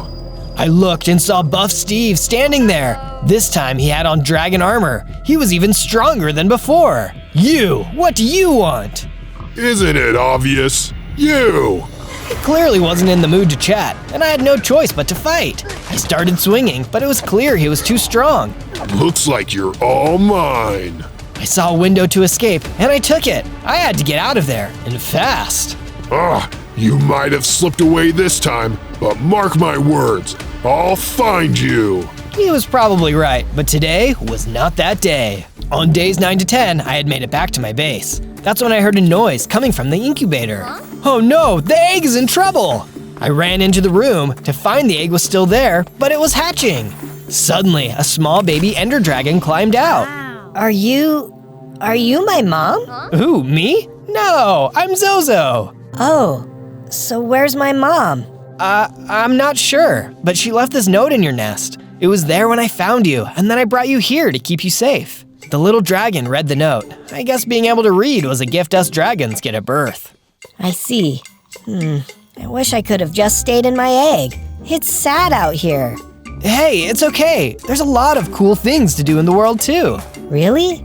Like what? I thought about it for a moment, then told her to follow me. I instructed her to mine out a big room in the mountain because we were going to build a cool statue. I wanted to be sure we built it out of sight though, so Buff Steve wouldn't be able to find our base. The little dragon seemed to really enjoy the creative process and was much happier as we finished the first part. This is a good start, but do you have any guesses as to what it's going to be? I then got to work building her a room to stay in. I knew how hard it was to get your mom taken away from you, so I wanted to be sure she was happy and comfortable. Soon, her room was completed too. On days 11 to 12, the little dragon came out of her room to chat. Hey Zozo, what's my name? Oh, I guess you were born yesterday and could probably use one of those. How about Sivith? Sivith? Yeah, that sounds cool. Oh, and Zozo? Yeah, Sivith? I'm hungry. Oh, right. Hang tight. I'll get both of us something to eat. I went out into the land to try and find some crows to eat. After a bit of searching, I spotted a few. As I got closer though, I spotted a human nearby. Oh no, it's Steve! I went to run away when they called out to me. Wait, little dragon! That's when I realized it wasn't Buff Steve. I waited until they got a little closer. Hey, don't worry. I'm not here to hurt you like Steve. My name is Alex. What do you want? I want to help you. Steve and I used to be friends, but not anymore. What happened? Steve and I used to adventure together, along with our friend Brianna. One day we were exploring the Nether and came across the Nether Dragon. The dragon didn't mind us being there until Brianna decided to mess with the dragon's eggs. There's something magical about them, and Brianna got too close. The Nether Dragon destroyed her as the three of us tried to escape. I was sad, but Steve was angry. He vowed to take revenge on all dragons. He finds them and locks them away in his base as revenge. Through this, he has become stronger, but more evil, turning into what he is today. I feel like it's my responsibility to stop him. Thank you for sharing that with me. He captured my mom and my friend's mom. If we team up, we can stop him. Yes, I was thinking that as well. Although, I think it's important for me to keep searching for more dragons, so I can warn them about Steve. But here, take this horn. If you ever need to talk to me, You can use this. I took the horn and thanked her for her help. Maybe we could defeat him after all. On days 13 to 15, I continued looking for food as I thought about everything Alex had told me. Oh no, it's that bear again! I have to fight him off, otherwise I might not be able to find more food for days. I was stronger now, so I charged in to fight. The bear was still really strong and really packed a punch. But everyone was counting on me. I couldn't lose. I kept swinging and finally took him out. What's this? I feel so much more powerful. Suddenly, I leveled up, growing in size and gaining more hearts. Whoa, I feel amazing! If I keep growing like this, maybe I can actually stop Buff Steve. I quickly gathered up the chickens and started leading them back to the base. On days 16 through 19, I arrived back at the base with the chickens. I got right to work building a coop for them to live in. Once the coop was complete, I went over to Sivith to tell her about the chickens, and also Alex. This Alex sounds really nice, but I do have one question about everything you told me. What's that? Why are we eating eggs? Dragons come out of eggs too, so that seems kind of weird. Yeah, I don't know. It's different. Try not to think about it too much. I left Sivith to think about life and got to work building a mine. I might be able to grow in strength, but I can also build strength by making better armor and weapons. Speaking of which, I found some iron. Oh, perfect! I can finally get rid of my leather armor. This is great! Back in the base, I smelted down all of the iron, then used the iron to make myself a fresh set of armor and weapons. I'm feeling better already. On days 20 to 22, I woke up with a bad feeling in my stomach. I went to Sivith's room and saw she was missing. Sivith? Sivith, where are you? Just then, I heard another sound. It was the horn Alex had given me. She was calling me. I ran out of the base toward the sound. Maybe Alex knew what had happened to her. Soon, I saw Alex. What's going on? Zozo, I called for you as soon as I could. I caught sight of Steve. He was chasing a baby dragon. That's not your friend, right? I don't know. It might be. She wasn't in her room this morning. Oh no. I'm not strong enough to face Steve yet, but I'll tell you where you need to go. Alex explained where she saw them, and I hurried off. I soon got to the place Alex described and saw Steve was about to capture Sivith. I had to do something. Hold it right there, Steve. I jumped between the two of them. Out of my way. I hate dragons, and this one is no different. Wait, you're that warden dragon I saw earlier. You're the worst kind of dragon of all. Quick, Sivith, run! Steve wasn't paying attention, and Sivith was able to get away. Steve was then so distracted by her escaping that I was able to escape too. Hang on, you're not getting away this time. Steve chased after us, and I tried to knock him back while Sivith got away. He was still too strong, but I was able to get enough hits in to stop him from capturing us. Sivith managed to get away. Soon after, I was able to lose Steve in the trees. Sivith and I met back up, then hurried back to the base. On days 23 to 26, Sivith and I arrived back at the base. I was really worried about what had happened. I'm so sorry, Zozo. Are you mad at me? That depends. What happened? Did Steve find our base? No, I left to go and find more supplies to upgrade our stuff when Steve came out of nowhere and tried to grab me. So you don't need to be mad because he didn't find our base. I would have been worried if he found our base, but I'm mad that you left. You could have been captured and I would have never seen you again. I could tell Sivith felt really bad. Look, it's okay. I'm sorry for being mad. I know you were just trying to help, but right now it's too risky. Promise me you'll stay at the base from now on? Okay, I promise. But Zozo? Yeah? Before Steve popped out, I did see something interesting. I think you should go check it out. Sivith explained where I needed to go, and she was right. It did sound like a good place to go. Nice one, Sivith. I'll go take a look. After a bit, I arrived at the place she described. It was a large temple. I stepped inside and was immediately attacked by a bunch of husks. Oh, go drink some water, you dust heads. The husks did their best to bring me down, but I took them out first.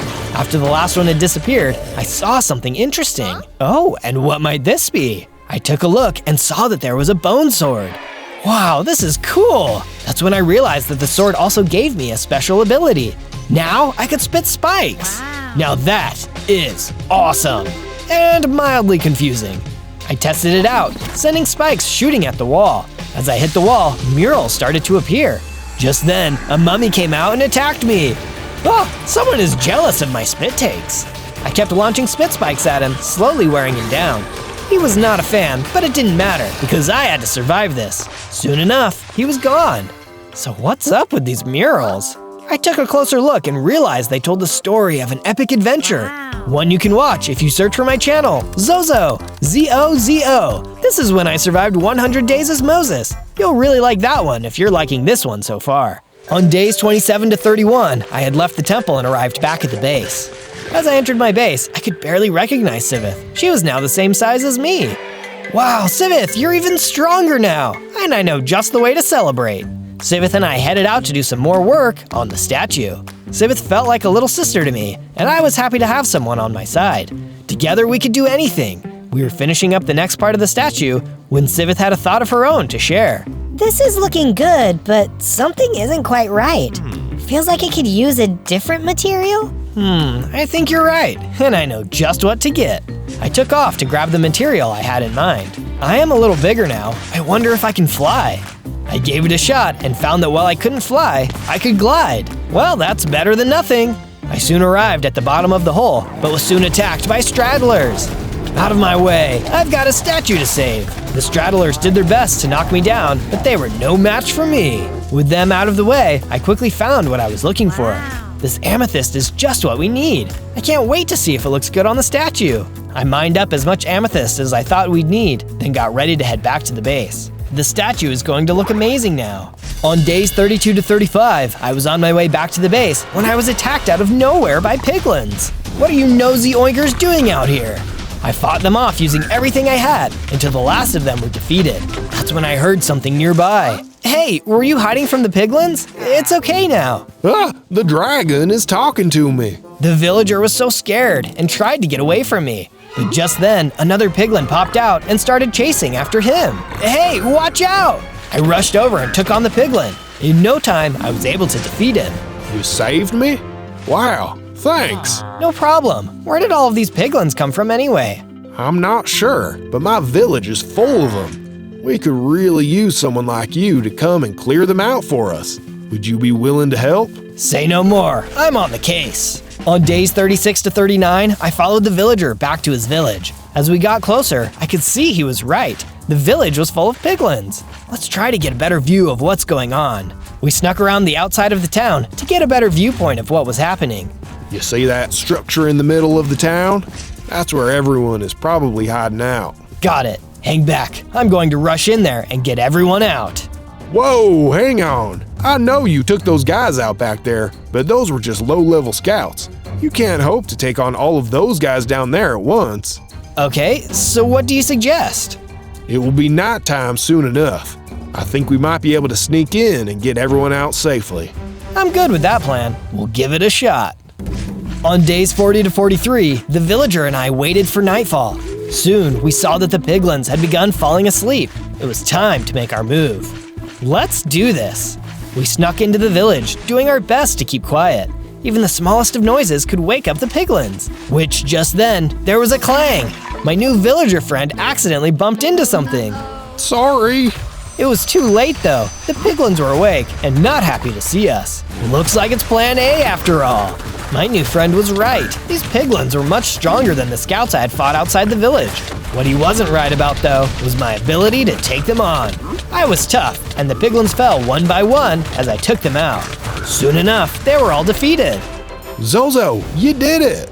We then went over to the scared villagers, who weren't exactly happy to see me. Don't worry, everyone. He's a friend. I know dragons can be scary, but Zozo here was the one who rescued all of us. We owe him our lives. The villagers were happy to find out I wasn't there to eat them, and it felt good for people to see me as the hero. Thanks again, Zozo. And in the future, if there's anything we can do for you, just let us know. Will do. Now I've got a statue to go work on. On days 44 to 49, I returned to my base and got to work adding the amethyst to the statue. Sivith was right. This was just what it needed. All right, now we're making some good progress, but still have a ways to go. What do you think so far? All of the building and rescuing from the previous days had made me realize how badly I needed to be protecting myself from attack, so I made sure to do some work on the base. We were going to need strong defenses and traps if Steve ever found us. It had been a while since I had run into him, but I was sure something was going to happen with him soon. On days 50 to 53, I received a message from Alex. Steve and his goons were on the way to my base. How did they find us? All I know is that he was told something by a villager. A villager? After everything I did for that guy, he still didn't trust me. Oh, no, not the guy that was working with you. Just someone from his village. Still, it's a shame they would sell us out like that. Well, thanks for the warning. I'll go tell Sivith. I ran over to Sivith. Get ready, Sivith. They're coming for us, and we're going to be in for the fight of our lives. Meanwhile, outside the castle, Steve soon arrived with a gang of other players. Oh, Zozo, the jig is up. We're here for you and that little friend of yours. I don't care what you want. We didn't do anything to you. Let us live our lives in peace. Peace is not an option. Attack!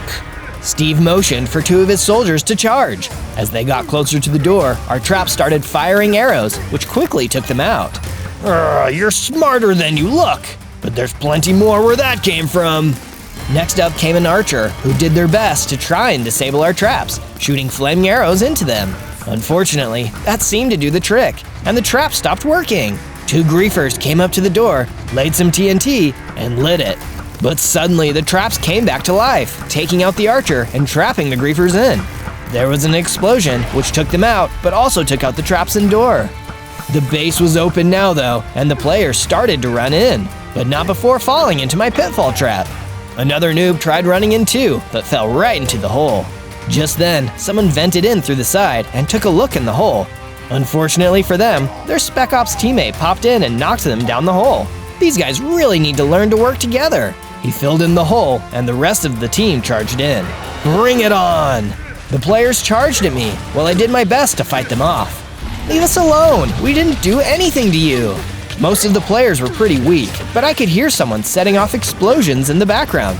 I had to hurry. I had defeated most of the players when one stronger one with a flaming sword stepped up to fight. Look man, you don't want to mess with me. The player simply attacked. His flaming sword was really strong and kept setting me on fire. Yeah, okay, I see why people don't like Dragon's fire breath. Ouch! He was tough, but my attacks were getting the job done. I could tell he was getting weak, and I got him lined up with the edge. Have a good flight! I hit him hard, sending him flying over the edge. Just then, I felt the energy surge through me, and I grew into an even bigger dragon with more hearts. Yes, I feel amazing! Just then, I heard Sivith let out a cry. She was in trouble. I looked and saw she had been captured by Steve. Ha ha ha! Say goodbye to your little friend. Steve ran out of the base with Sivith in chains. I've got to stop him! I ran out of the base, but 2 more of Steve's players were waiting for me. They weren't very strong, but they gave Steve enough time to get away. I knocked them out, but it was too late. Hang on, Sivith. I'll find you! On days 54 to 57, I got out the horn and gave Alex a call. She arrived soon after. Zozo, you look so sad. What's wrong? They got Sivith. I've never felt so hopeless. Do you know where they might be taking her? I'm sorry, Zozo. I really wish I could help, but I have no idea where they could be going. I could tell Alex felt really bad, and she offered me some raw beef to cheer me up. Look, we'll find her. In the meantime, let's get this place fixed up. You won't be of any use to Sivith if they come back and capture you too. I agreed, and Alex and I got to work repairing the base. We had soon finished up the repairs, but I was still feeling a little bit down. One thing that I thought might help though was working on the statue. Alex offered to help on that as well, which made me grateful to have a friend in her. I was so worried about myself and my problems, I hadn't really thought much about what Alex was going through. Thanks for all of your help, Alex. I know you're going through a lot too, so it means a lot you are willing to help me. Anytime, Zozo. Now take care. I've got some things to take care of. I said goodbye and got ready for bed. Tomorrow I would figure out what I needed to do to save Sivith. On days 58 to 62, I headed into the mines. I didn't know where I needed to go to find Sivith, but I knew I needed to be stronger before I could do anything anyway. As I explored the mines, I was suddenly attacked by silverfish. These guys have always grossed me out. They were quick little buggers and hard to hit. Lucky for me though, I was able to take them out without taking too much damage. I continued into the mines and soon found some diamonds. Excellent, this is just what I need. I swung my pickaxe and gathered up lots of diamonds. I was going to have much better gear now. With all of my diamonds collected, I made my way back out of the mines. Back in my base, I got right to work crafting all of the diamond gear that I could. Steve wasn't going to know what hit him. On day 63 to 66, I woke up with a brilliant idea. I might not know where Steve is, but I know someone who might. And something tells me they are not going to be happy to see me. I took off towards the village I had saved days earlier. It was time to have a chat with the villager who ratted me out. As I arrived in the village, I saw my friend from earlier. I explained the situation to him, as well as who I was looking for. I'm sorry to hear it, but I can't say I'm surprised. Billiam has always been the village rat. I know just where you can find him. We headed off and found Billiam. Whoa, you're, bigger than the last time we saw you. I am. I'm quite a bit stronger, too. I can break little villagers like you with no problem. Oh, wow, yeah. Well, you're not gonna do that, are you? That's up to you. My home was attacked by Steve and his goons. My friend was taken prisoner.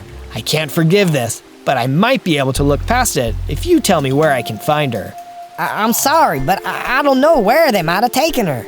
Uh-oh, that's the wrong answer. I took a deep breath and got ready to blast him. Wait, I'm telling the truth. I don't know where they would have taken her, but I can tell you where to find Steve's messenger that I talked to. I thought about it and decided that was probably the best thing I was going to get from this guy. Alright then, looks like today's your lucky day. Billiam spilled everything he knew about where I could find this messenger. After he had told me everything, I headed out. Something tells me Billiam is not going to be very welcome in his village anymore. Sounds like that's in the best interest of everybody. On day 67 to 70, I arrived at the fortress that Billiam had told me about. I charged up to the base and immediately started attacking the guards. Where is your leader? Where is Sivith? The guards weren't interested in my questions and simply did their best to fight me off. But my friend was in danger and nothing was going to stop me. Out of my way, tin heads! As I fought my way through, I soon came across an even bigger guard. This guy was tougher than the first ones, but I wasn't going to let that stop me. He swung at me and did some serious damage. It really hurt, but I swung back and was able to take him out. The bigger they are, the harder they fall. I had made it into the castle, and more of the big guys were trying to take me down. They swung, I dodged, and knocked their blocks off. Hang on, Sivith, I'm coming! On day 71 to 74, I had officially made it into the fortress. It was as if the whole base had been alerted to my presence, as every bad guy in the place was swarming in on me. I don't care how many of you there are, I'm going to make it to the top. As I knocked guard after guard out of my way, I eventually found myself inside a library. Wait a second, what's this? I had found some kind of special item. With this, I have the strongest spike attack I can get. Excited with my new ability, I immediately put it to the test. There were some guards up on the balconies, and I managed to take them out. Oh yeah, whoever this guy is, he's in for a real surprise. On days 75 to 78, I made it to what looked like the lair of the castle's boss. You there, you must know where Steve is keeping his prisoners. Tell me, or else. Heh, you really think I'm gonna help a dragon? Look at me. Steve has been stealing the power of the dragons to make us stronger, and there's no way you'll be able to defeat me. What? What does he hope to gain from all of this? Not only will he finally destroy all dragons, but he will become a powerful dragon himself. Then no one can stop us. Yeah? Well, this dragon isn't going to let that happen. Bring it on! The henchman and I started to fight. I did my best to fight him off, but since he had been given dragon powers, he was incredibly strong. This wasn't going to be a simple fight. Do you really think Steve will let you live your life once he's king? He's going to turn on anyone who has even a little bit of power. Silence! You don't know what you're talking about. But it doesn't matter, because you're going to lose. It looked like there was no talking sense into this guy. The fight was getting intense, but it was time to end it. I focused all of my energy, used all of my attacks, and at long last, I won! The henchman was nearly defeated. No! How could I lose to a measly dragon? Last chance, tell me where Steve's base is. Never! The henchman leapt forward to attack me, but I took him out instead. Well, maybe there's something around here that can help me out. On day 79 to 84, I started taking a look around the castle. Wait, what's this? Inside of a chest was a bunch of golden apples. Suddenly, there was a sound outside. As I ran out to look, I could see Steve in the distance, and he was looking right at me. Ah, Zozo, just the one I was looking for. What do you want, Steve? Where's Sivith? Who? Who cares? All you need to know is I finally finished my potion. The power of the dragons is finally mine. I received word you were here, so I thought I'd let you be the first one to see. Steve drank down a potion and suddenly started to change. He turned into a disfigured but powerful dragon. Steve, what have you done? Ha ha ha! Here, let me show you up close. Steve took off into the air and flew toward me. I was strong, but not strong enough for this. I couldn't even fly yet. I had no choice but to run. Come on, Zozo, what's the problem? Afraid of a little fire? I kept running toward my base as Steve continued to chase me. I had to get to cover. We ran across the land and I finally snuck into my base. Steve flew around for a bit, but realized he couldn't fit inside. After a while, he left. I fear for the worst with Sivith. Is she still alive? On days 85 to 89, I got out of bed after a sleepless night. I had no idea if Steve would be waiting for me outside, and I couldn't risk going out there. I went back over to my statue. I had planned on completing it with Sivith, but I was worried I might not have that chance. I worked on completing the final part. Well, it's all done. It reminds me of Sivith, and she would have been proud of what we did here. I only hope I can avenge her and save everyone else from Steve's insanity. I was feeling more confident than before and stepped over to the ledge. Maybe I was strong enough to fly. I leapt over the edge and sure enough, I was able to get my wings going and fly. Yes, finally! I took some time to get used to flying. Luckily, it looked like Steve had left the area. I was able to get some good practice in when I heard Alex sounding off on her horn. I flew toward the sound and saw Alex was waiting for me. Zozo, you did it! You're flying!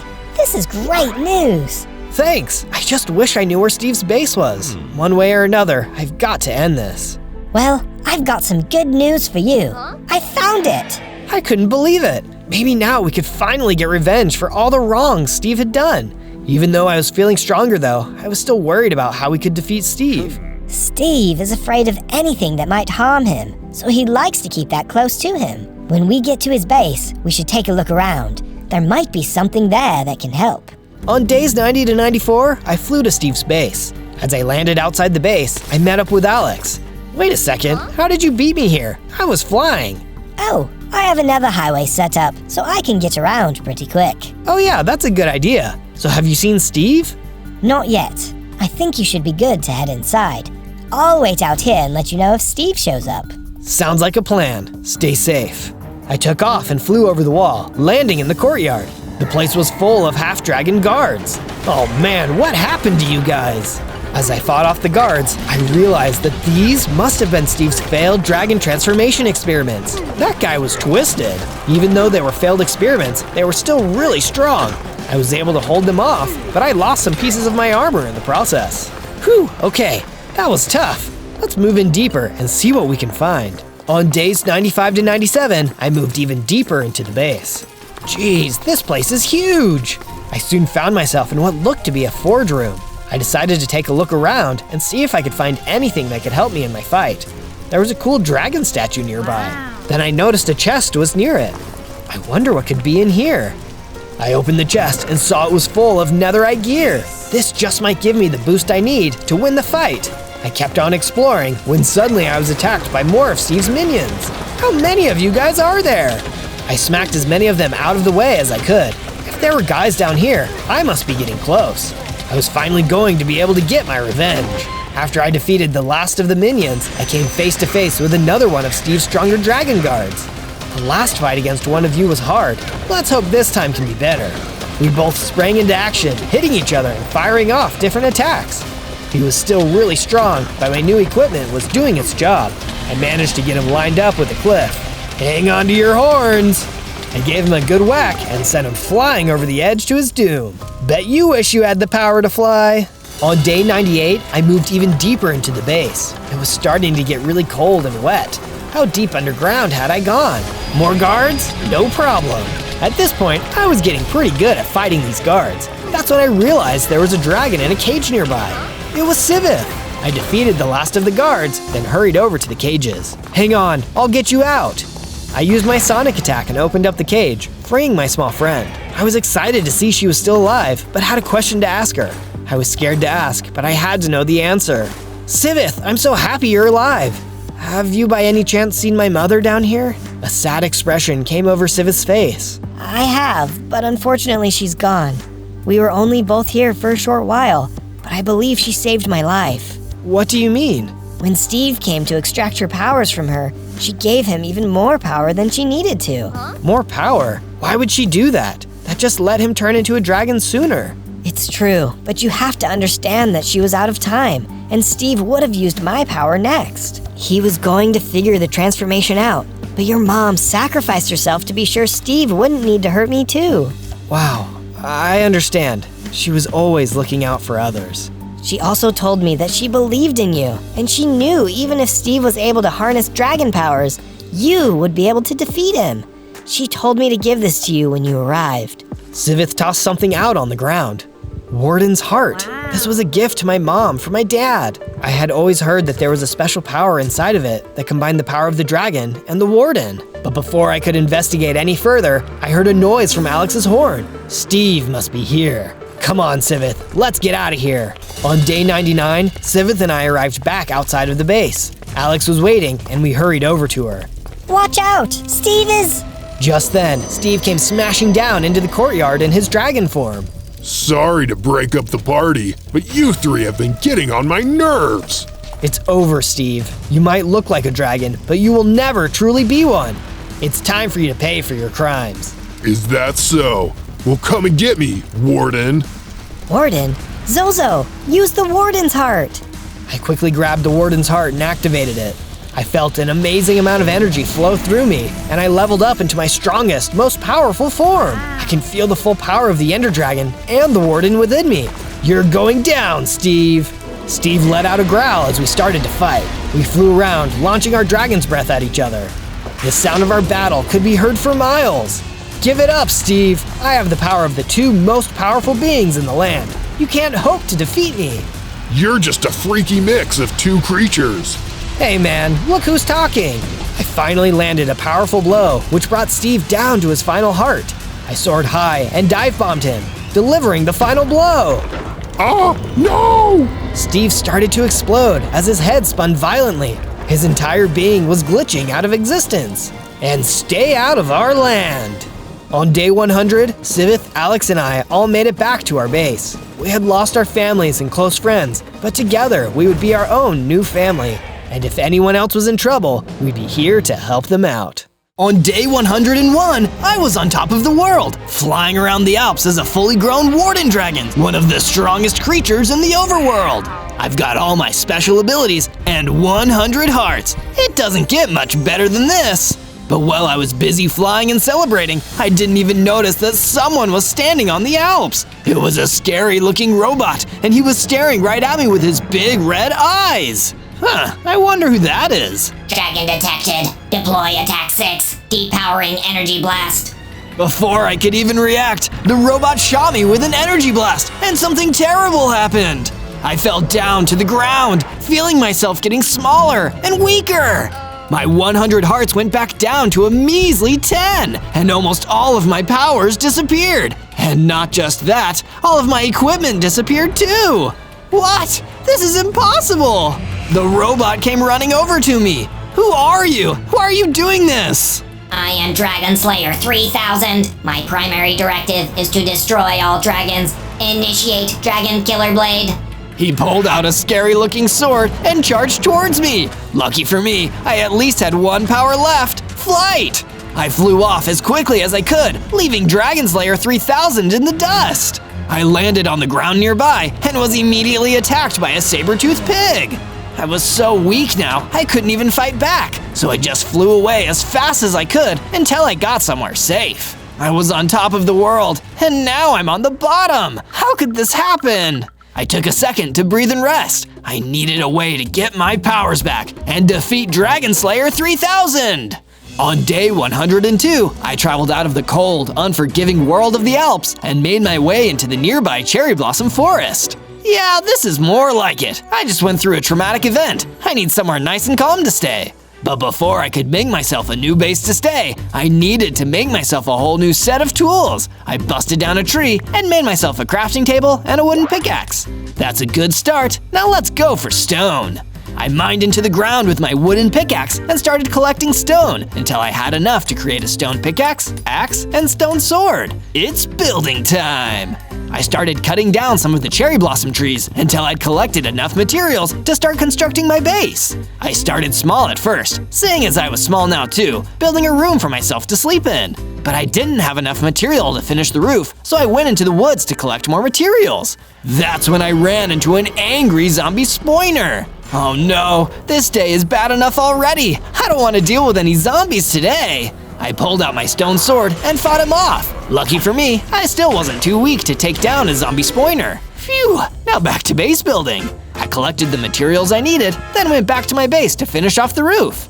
It was a small base, but it was a good start, and I knew I could build myself back up from here.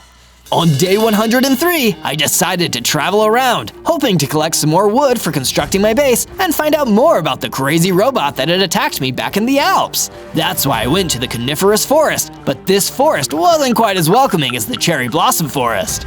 My big clue was a huge vile ogre who showed up and tried to shake me down for some emeralds. You have to pay the troll toll if you want to pass through this forest, puny dragon. But you're not even a troll, you're an ogre. They're not the same thing. Ugh, what a silly technicality. I'm gonna pound you for that, kid.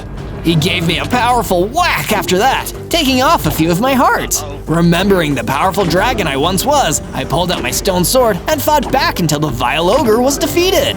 Darn, I'm still injured though. This is the worst. But in my moment of need, a mysterious spirit appeared, the guardian of the forest. Hello, little dragon. You're certainly a rare one. I wasn't always little. Wait, what do you mean I'm a rare one? That terrible machine has been destroying dragons in droves. You're the only one I've seen in ages. Terrible machine? You mean the Dragon Slayer 3000? The very same. You look injured. Here, take these healing potions. I took the potions, and it immediately helped me reclaim all of my hearts. Thank you, Forest Guardian. Want to come back to my base with me? We can work towards destroying that machine for good. I like the sound of that. Lead the way, Zozo. From day 104 to day 105, the Guardian of the Forest and I went back to my base. It was still pretty tiny, and there was no room for the Guardian to fit in as is. No worries, Guardian. I'll build you a new room where you can stay. I mined some extra wood and stone from around the cherry blossom forest and used it to add a nice new house onto the base. A house that would be perfect for a forest guardian, complete with some plants and a window to let in the sun. He seemed impressed. This is perfect, Zozo. I think I'll enjoy my time here with you. But he was wrong. Not everything was perfect because a gang of skeletons had heard all my construction work and were making their way towards the base. Oh no, I better take them out before they can ruin anything. I pulled out my stone sword and charged in. Skeletons were no match for even a small dragon, so it didn't take me long to defeat them all. And when they were gone, I noticed that they dropped some potions of regeneration. I added them all to my inventory. It's always good to have some of these on hand for emergencies. From day 106 to day 108, I got a crazy craving for fried eggs, but I couldn't just go to the store to get them. I needed to do it the old-fashioned way. I built a chicken coop and a fenced-off area on my base, perfect for a little free-range chicken farm. Then I started collecting chickens and herding them back to my base. I'll have a steady supply of delicious eggs in no time. I can hardly wait. Still feeling hungry in the short term, I decided to go wandering through the cherry blossom forest again, hoping I'd find something cool to eat. Instead, I found something very different. It was the Dragon Slayer 3000, and his big red eye was fixed on me. Dragon detected. Can't we just talk this out? Initiation Destruction Protocol D4. Dragon slaying cyber battle axe. The Dragon Slayer 3000 pulled a huge battle axe, seemingly out of thin air, and he charged for me, swinging the axe again and again, only barely missing me each time. Resistance is futile. All dragons will be annihilated. The Dragon Slayer 3000 had really earned its name. I needed to get out of there before it could slay me. I took off and flew away, trying to get as far away from that robotic monster as possible. But back on the ground, the Dragon Slayer 3000 was unfazed. Tracking flight pattern. Processing estimated arrival location. This dragon will not escape. From day 109 to day 110, I returned back to my base, still feeling terrified after my close encounter with Dragon Slayer 3000. He'd taken my powers, he'd taken my size and my progress, and he'd almost taken my life. I'm so scared that the next time I run into that evil robot, he'll destroy me for good. Just as I was slipping into anxiety and panic, the Guardian of the Forest came into my room with some encouraging words. Zozo, I sense you've been feeling down. I understand. The odds are against you, and you've lost a great deal. You may think you're weak, but strength is not about how hard you can strike. It's about how hard you can be struck and keep on fighting. Go outside, and you'll see a statue I've been working on, just for you. That's so kind, Forest Guardian. I'll head out there and take a look now. So I did. I went outside and saw the statue that the Forest Guardian had been working on, and it looked amazing. This is so cool. I can't wait to see what it'll be when it's done. What do you think it'll be when it's done? Just as I was admiring his hard work on the statue, the Forest Guardian came over with some more good news. That ain't the only thing I've made for you. Go back to the base, and you'll see another upgrade I've been working on. I think it'll come in handy with keeping an eye out for that terrible machine. I went back to the base and saw that the Forest Guardian had transformed one of the cherry blossom trees into an awesome watchtower.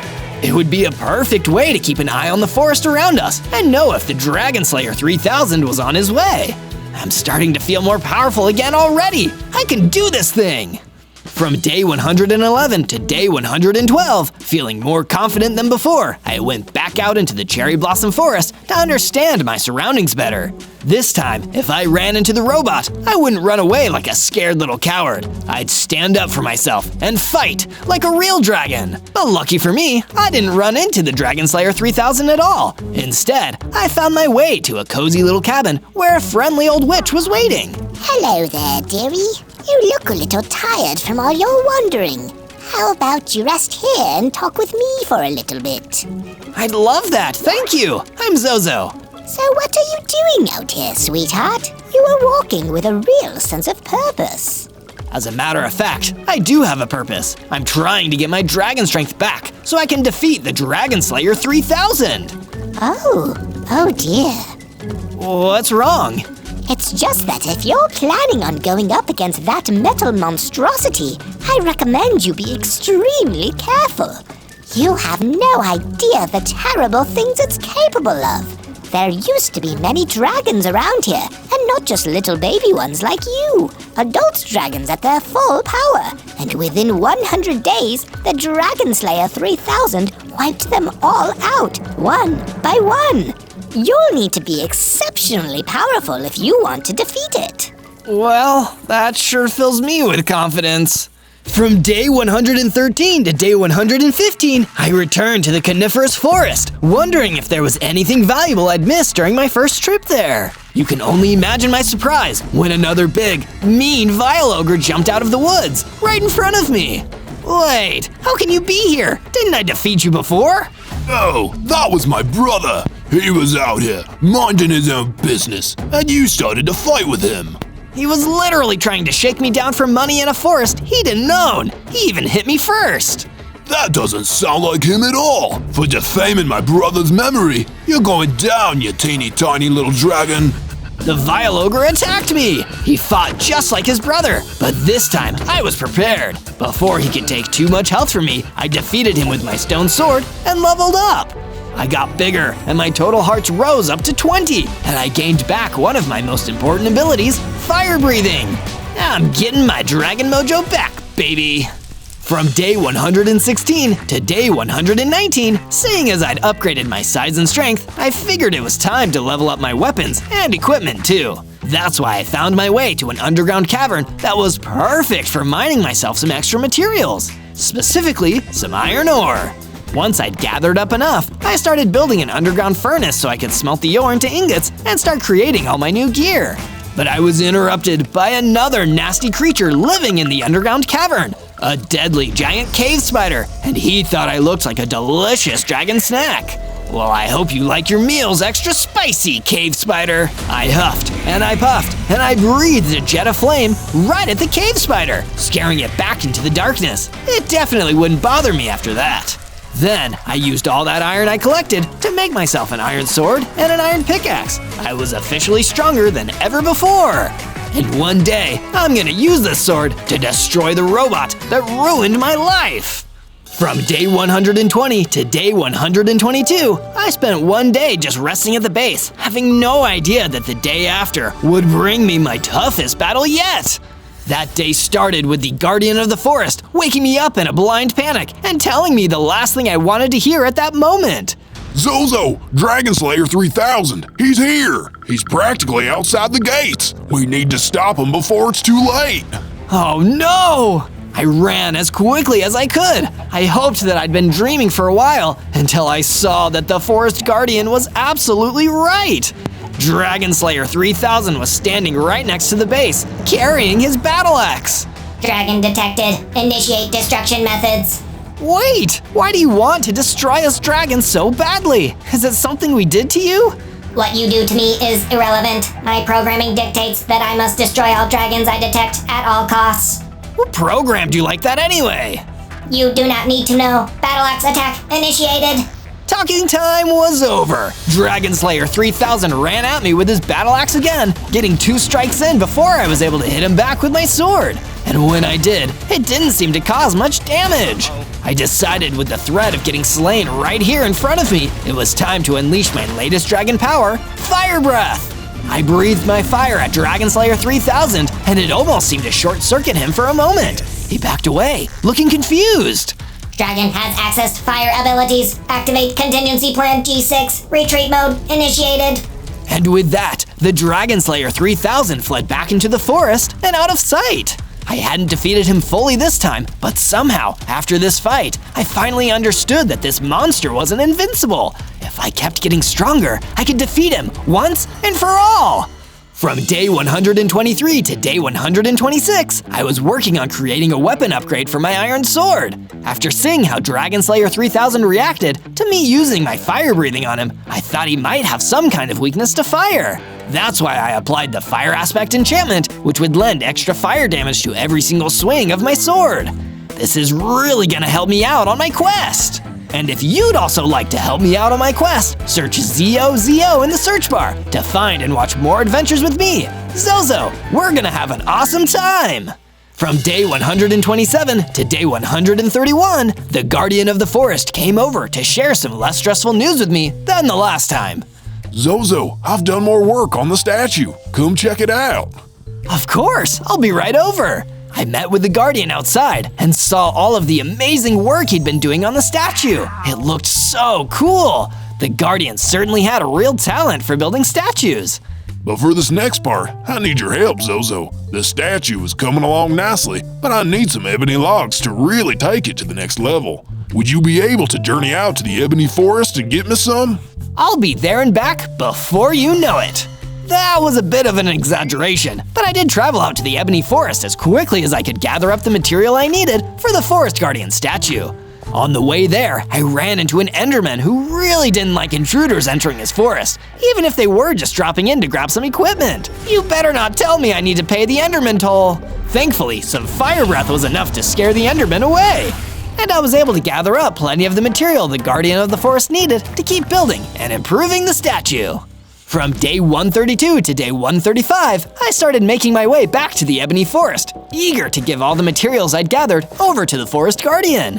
On the way there, though, things started to get strange. I spotted a flying ghast, which is normally only seen in the Nether. What are you doing out here? The ghast obviously didn't reply. They attacked me with their ranged attack, and I replied in kind and flew up towards it and hit it with my fire breath, knocking the ghast out of the sky. It feels so good to be a dragon. As I continued my journey back towards my base, I ran into a worried-looking piglin. I stopped to see if he needed any help. Hey, little piglin, don't be afraid. You look like you need a hand. Anything I can help with? Oh yes, thank goodness. You've really saved my bacon here. My piglet friend was kidnapped by an evoker and his zombie minions and dragged out to the Mojave Desert. I'd go on my own, but I worry I'm not strong enough. And then we both be captured. Don't worry, piglin. I'll get right on it. And with my new quest, I set off. From day 136 to day 139, I traveled until I reached the Mojave Desert. It was exhaustingly hot and dry out there, but it didn't take me long to discover a mini-base set up deep in the scorching heat of the Mojave. It was a fenced-off area surrounded by patrolling hordes of zombies. Inside the camp, a piglin was locked in a cage, and the evoker stood there, talking to him. We'll see how much your friend cares about you, little piglin. Maybe if he comes and gives me the money we agreed to, I'll let you both go. Or maybe I'll just kidnap you both. Please, you can't do that. You're in my clutches, piglin. You can't tell me what I can and can't do. I'm holding all the cards here. Watching this happen, I knew I needed to get in there and stop this. I'd free the piglin and defeat that evil evoker, and my dragon powers would help me do it. From day 140 to day 143, I launched my plan to defeat the evoker and save the piglin. Rather than fighting all the zombies gathered outside, I flew and lowered myself down into the camp from above. The evoker didn't seem happy about that. How dare you invade my camp, you lousy dragon! Zombies, eat them alive! Zombies inside the camp rushed towards me. I pulled out my iron sword to fight them off, but there seemed to be no end to the zombie horde. The sword isn't powerful enough to take them all, even with the fire aspect. But in the nick of time, I got lucky. I saw a Kyther lying on the ground, exactly what I needed. Don't mind if I do. I grabbed the Kyther, going crazy and taking out every zombie I could. Soon enough, there were no zombies left. It was just me, the evoker, and the trapped piglin. The evoker backed away, feeling a little nervous. No hard feelings about me telling the zombies to eat you alive, right? That was just a prank, bro. Instead of answering his question, I blasted him with a jet of flame. After that, I freed the piglin. Thank you so much, kind stranger. How can I ever repay you? Go back to your friend in the Ebony Forest. He's been worried about you. That's the only repayment I need. From day 144 to day 149, I returned back to my base and gave the Guardian of the Forest all the materials I'd collected for him in the Ebony Forest. Thank you for these, Zozo. It took you a while to get them. Was everything okay? Oh yeah, it was fine. Just got a little sidetracked. I'm gonna get working on some base improvements while you work on the statue. Sounds good to me, Zozo. I decided to work on a security perimeter wall around the base while the Guardian of the Forest was statue building. I built the wall nice and tall just to make sure it kept out potential invaders. Once I finished the construction and stood back to take in the side of my big, powerful wall, the Guardian of the Forest approached me again with the good news. Come take a look at the statue, Zozo. It's almost done. So I did exactly what he said. I went to take a look at the statue and was amazed at what I saw. The Forest Guardian was clearly a statue building whiz. Can you tell what it is yet? Let me know down in the comments. From day 150 to day 153, I woke up to some more bad news. The Dragon Slayer 3000 was once again waiting right outside my base, and the Guardian of the Forest was following along.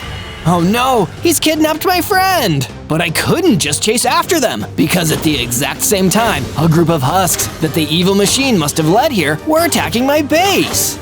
My anger at that monstrous robot kidnapping my friend let me fight even harder. And during my battle with the gang of husks, I got enough XP to level up and become even stronger. I got bigger. My total hearts increased up to 50. I used my newfound strength to take out the last of the husks. My base was safe, but the Guardian of the Forest was still gone, and I needed to save him. From day 154 to day 157, I checked around my base to make sure there weren't any holes in the walls besides the entryways. You have to keep a keen eye to make sure your walls are as sturdy as they can be. After my base was secured, I went to go meet my other ally in the Cherry Blossom Forest, the witch in her cozy cabin, to get her advice on what to do next. I sat across from her and told her about the situation. Since you first came to me, Zozo, I've been doing some research, and I think I might have information that could help you. A few hundred years ago, there were some extremely dangerous dragons on the prowl. Some scientist working in the lush tundra created robots like the Dragon Slayer 3000. But even once those few dangerous dragons were destroyed, the machines endured. I've just never seen one this advanced before. Still, if you want to save the Guardian of the Forest, checking the lush tundra may be your best option. Just be careful out there. From day 158 to day 162, knowing that my best friend was trapped in the territory of my most dangerous enemy, I needed to get better weaponry. That's why I once again returned to the underground cavern where I did my previous mining. And as usual, I had another guest while I was down there. What I wasn't expecting was for that guest to be a creeper.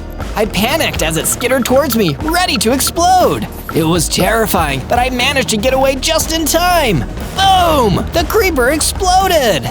If the Dragon Slayer 3000 doesn't get me, the stress of these 100 days is gonna be what finishes me off. At first, I thought this was just another one of my many near-death experiences, but these lemons came with a free side of lemonade. In the crater left by the creeper exploding, there were a bunch of diamonds. It looks like my luck is finally turning around today. I gathered up all the diamonds and forged them into a powerful diamond sword, a perfect weapon for taking on that diabolical droid. Now all I needed was the courage to actually go and do it, knowing how scary and dangerous the Dragon Slayer 3000 truly was. From day 163 to day 166, I returned back to my base with my new diamond sword, feeling frightened and worried about what I needed to do, even though my friend's life was at stake. To make myself feel a little better, I gave my diamond sword the fire aspect enchantment, just like with my old iron sword. That would make it a more effective weapon against Dragon Slayer 3000, but I was still afraid. I stood and looked at the statue that the Guardian of the Forest had created for me. It wasn't done yet, and if I didn't save the Forest Guardian, it would never be finished. It would be an eternal reminder that I'd let my friend down. I won't let you down, Forest Guardian. I'm gonna come and save you from that evil machine, no matter the risk. I'm going to the lush tundra, and I'm gonna help you. And if you want to help me, you can subscribe to Zozo and turn on notifications so you never miss another one of my exciting Minecraft adventures. From day 167 to day 170, I put my money where my mouth was and traveled all the way to the lush tundra. I searched around until I discovered what looked like an abandoned factory. This must be where Dragon Slayer 3000 was created. He probably turned it into his base when all the scientists left. If the Forest Guardian is gonna be anywhere, it's here. I ran into the building and immediately found that more hordes of husks had made their home here, just like the ones that he'd led to attack my base. I must have been getting closer. Come at me, husks. You don't stand a chance. The husks did come at me in whole swarms. With my diamond sword, I was able to cut down a lot of them, and I defeated even more with my fiery breath. There was no way I was letting any of those low-level mobs stop me from saving my friend. It wasn't long before I was standing in an empty room, having defeated all of the husks. I kept searching the building, trying to find where they might be keeping my friend. Forest Guardian, it's me, Zozo. I've come here to help you. That's when I heard a voice at the other end of a deep, dark hallway that went into the ground. Zozo! Oh, thank goodness! I'm down here! Please, come save me! I ran down the long hall and saw the room where the Guardian of the Forest was trapped. I didn't waste any time and busted down the bars that were holding him. I'm so glad you're safe, Forest Guardian. I don't even know why he kidnapped you. You're not even a dragon. He's an incredibly intelligent machine, Zozo. I think he kidnapped me just because he knew that you'd come and save me. Let's go back to the base before he realizes you're in here. No, Forest Guardian, I'm sorry. I want you to go back to the base, but I'm through with running. Keep the base safe for me. I'll come back once I've defeated this robot, once and for all. Just be careful, Zozo. I have a feeling he's got at least one more trick up his silver sleeve. With that, the Guardian of the Forest turned and left, and I started going deeper into the Dragon Slayer's base. From day 171 to day 174, I went deeper into the abandoned factory. While in there, I found a dusty old chest locked away in a corner. It contained two things. One was a potion of strength, and the other was a book marked Scientist's Notes. I looked through the book, and it contained the following. We witnessed an extraordinary event in the factory today. Our Dragon Slayer 2000 models seem to have gained true intelligence. In fact, they used this intelligence to construct an entirely new machine, the Dragon Slayer 3000. It's the first machine to be planned and built entirely by other machines. Whoa, that explains why this thing is so cold and cruel. The sooner I can put this rogue robot down, the better. From day 175 to day 178, now knowing of his true origin, I went far enough into the factory to discover Dragon Slayer 3000 waiting for me. Dragon detected. Prepare for your immediate annihilation.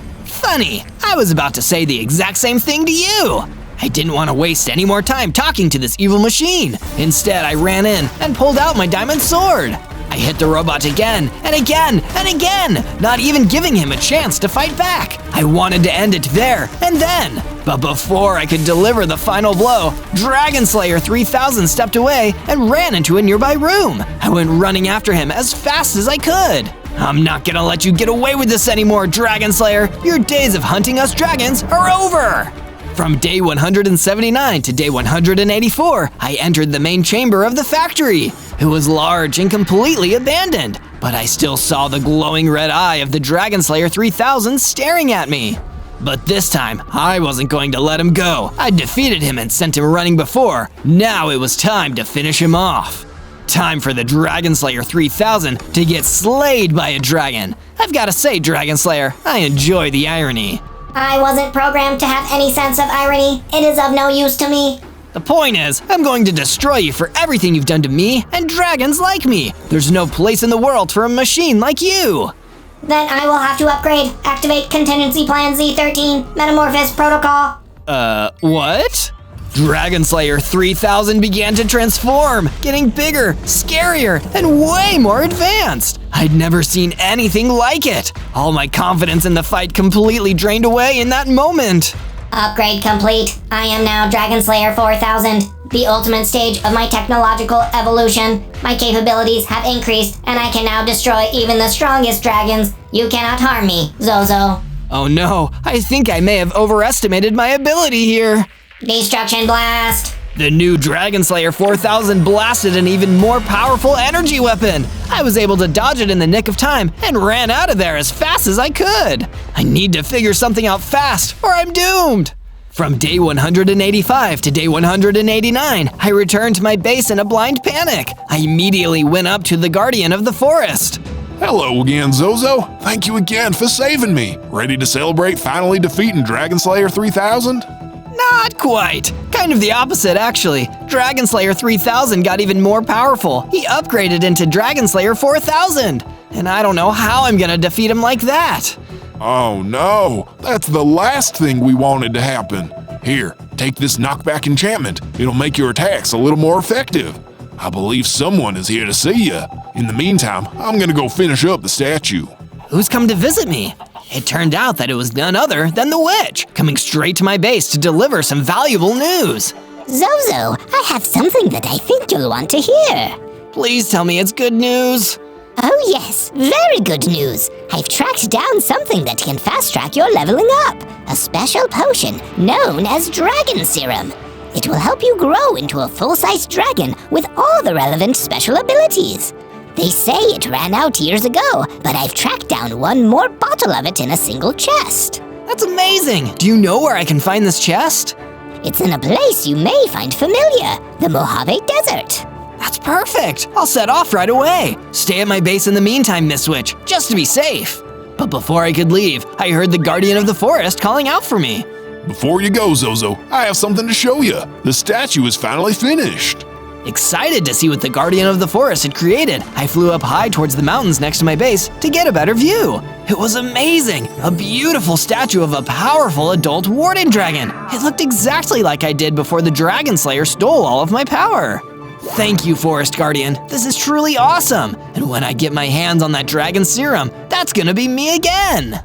On day 190 to day 194, I returned once again to the Mojave Desert, where I'd defeated the Evoker and his minions and saved the piglin. If only last time I'd been looking for that chest, this whole thing might have been over a lot sooner. I searched all across the desert, feeling the intense heat on my dragon scales. Whoever had hidden that serum up here must have really wanted to keep it hidden. Eventually, I found a small chest hidden amongst a bunch of sand blocks. I opened up the chest, and inside was one item, a potion labeled Dragon Serum. Yes, I found it! I finally found it! I can become a full-size dragon, access my complete powers, and use them to even the score against Dragon Slayer 4000! With the Dragon Serum saved in my inventory, I turned and made my way back to my base. From day 195 to day 197, I worked on my final few upgrades, knowing that the battle that would decide the fate of all the dragons in the overworld would soon come to pass. And if I didn't win, Dragon Slayer 4000 might not just wipe out me, he might have wiped out my entire species. I better go in strong then. I gave my sword the Sweeping Edge enchantment to increase its power, and also crafted a full set of iron armor. This would give me a better chance in the final fight. But what if the Dragon Slayer 4000 defeats me, then immediately comes back here to attack my friends? I can't let that happen, or at the very least, I can't make it easy for him. I decided that I wasn't going to, so I built the wall around my base thicker, knowing that I'd buy the Guardian of the Forest and the Witch some time to escape if that evil robot did come looking for them. It's all or nothing now! On day 198, I prepared to leave my base and go to the lush tundra so I could take on and decommission this rogue robot once and for all. But what do you want to see next from Zozo? Search ZOZO on the search bar and leave a comment on one of our videos telling us what you'd like to see next. I always love reading through them. Oh, and wish me luck on my battle with Dragon Slayer 4000. I'm gonna need it. Time to settle that age-old debate of robot versus dragon. On day 199, I returned to the abandoned factory in the lush tundra. When I entered the main chamber of the building yet again, the Dragon Slayer 4000 was waiting for me. Dragon detected. Yeah, you detected me. Well done. I'm about to get a whole lot easier to detect in a second. Attempts to intimidate me are futile, Zozo. I will be the agent of your destruction. Activate Battle Axe. Turn shields to 100%. Prepare to be destroyed. Time for you to take your own advice, you evil bucket of bolts! Before Dragon Slayer 4000 even had a chance to attack me, I drank the dragon serum. In an instant, everything changed. I became a huge, powerful Warden Dragon adult with the 100 hearts I had 100 days ago. But that wasn't all. I had a new power now, the Fireball attack. Dragon detected. Dragon detected. This does not compute. Compute this! Summoning up every last ounce of my strength, I fired a fire blast directly at the Dragon Slayer 4000! No! The blast was so powerful, he was destroyed instantly! I'd reclaimed my former glory, and the dragon-hating machine was finally gone for good! On day 200, with the evil of the Dragon Slayer 4000 finally defeated, and all my fallen dragon friends avenged, I returned back to my base. There, the Guardian of the Forest and the Witch were already waiting to congratulate me. For the first time in over 100 days, I felt like my old dragon self again, and I could finally relax. Don't you just love a happy ending?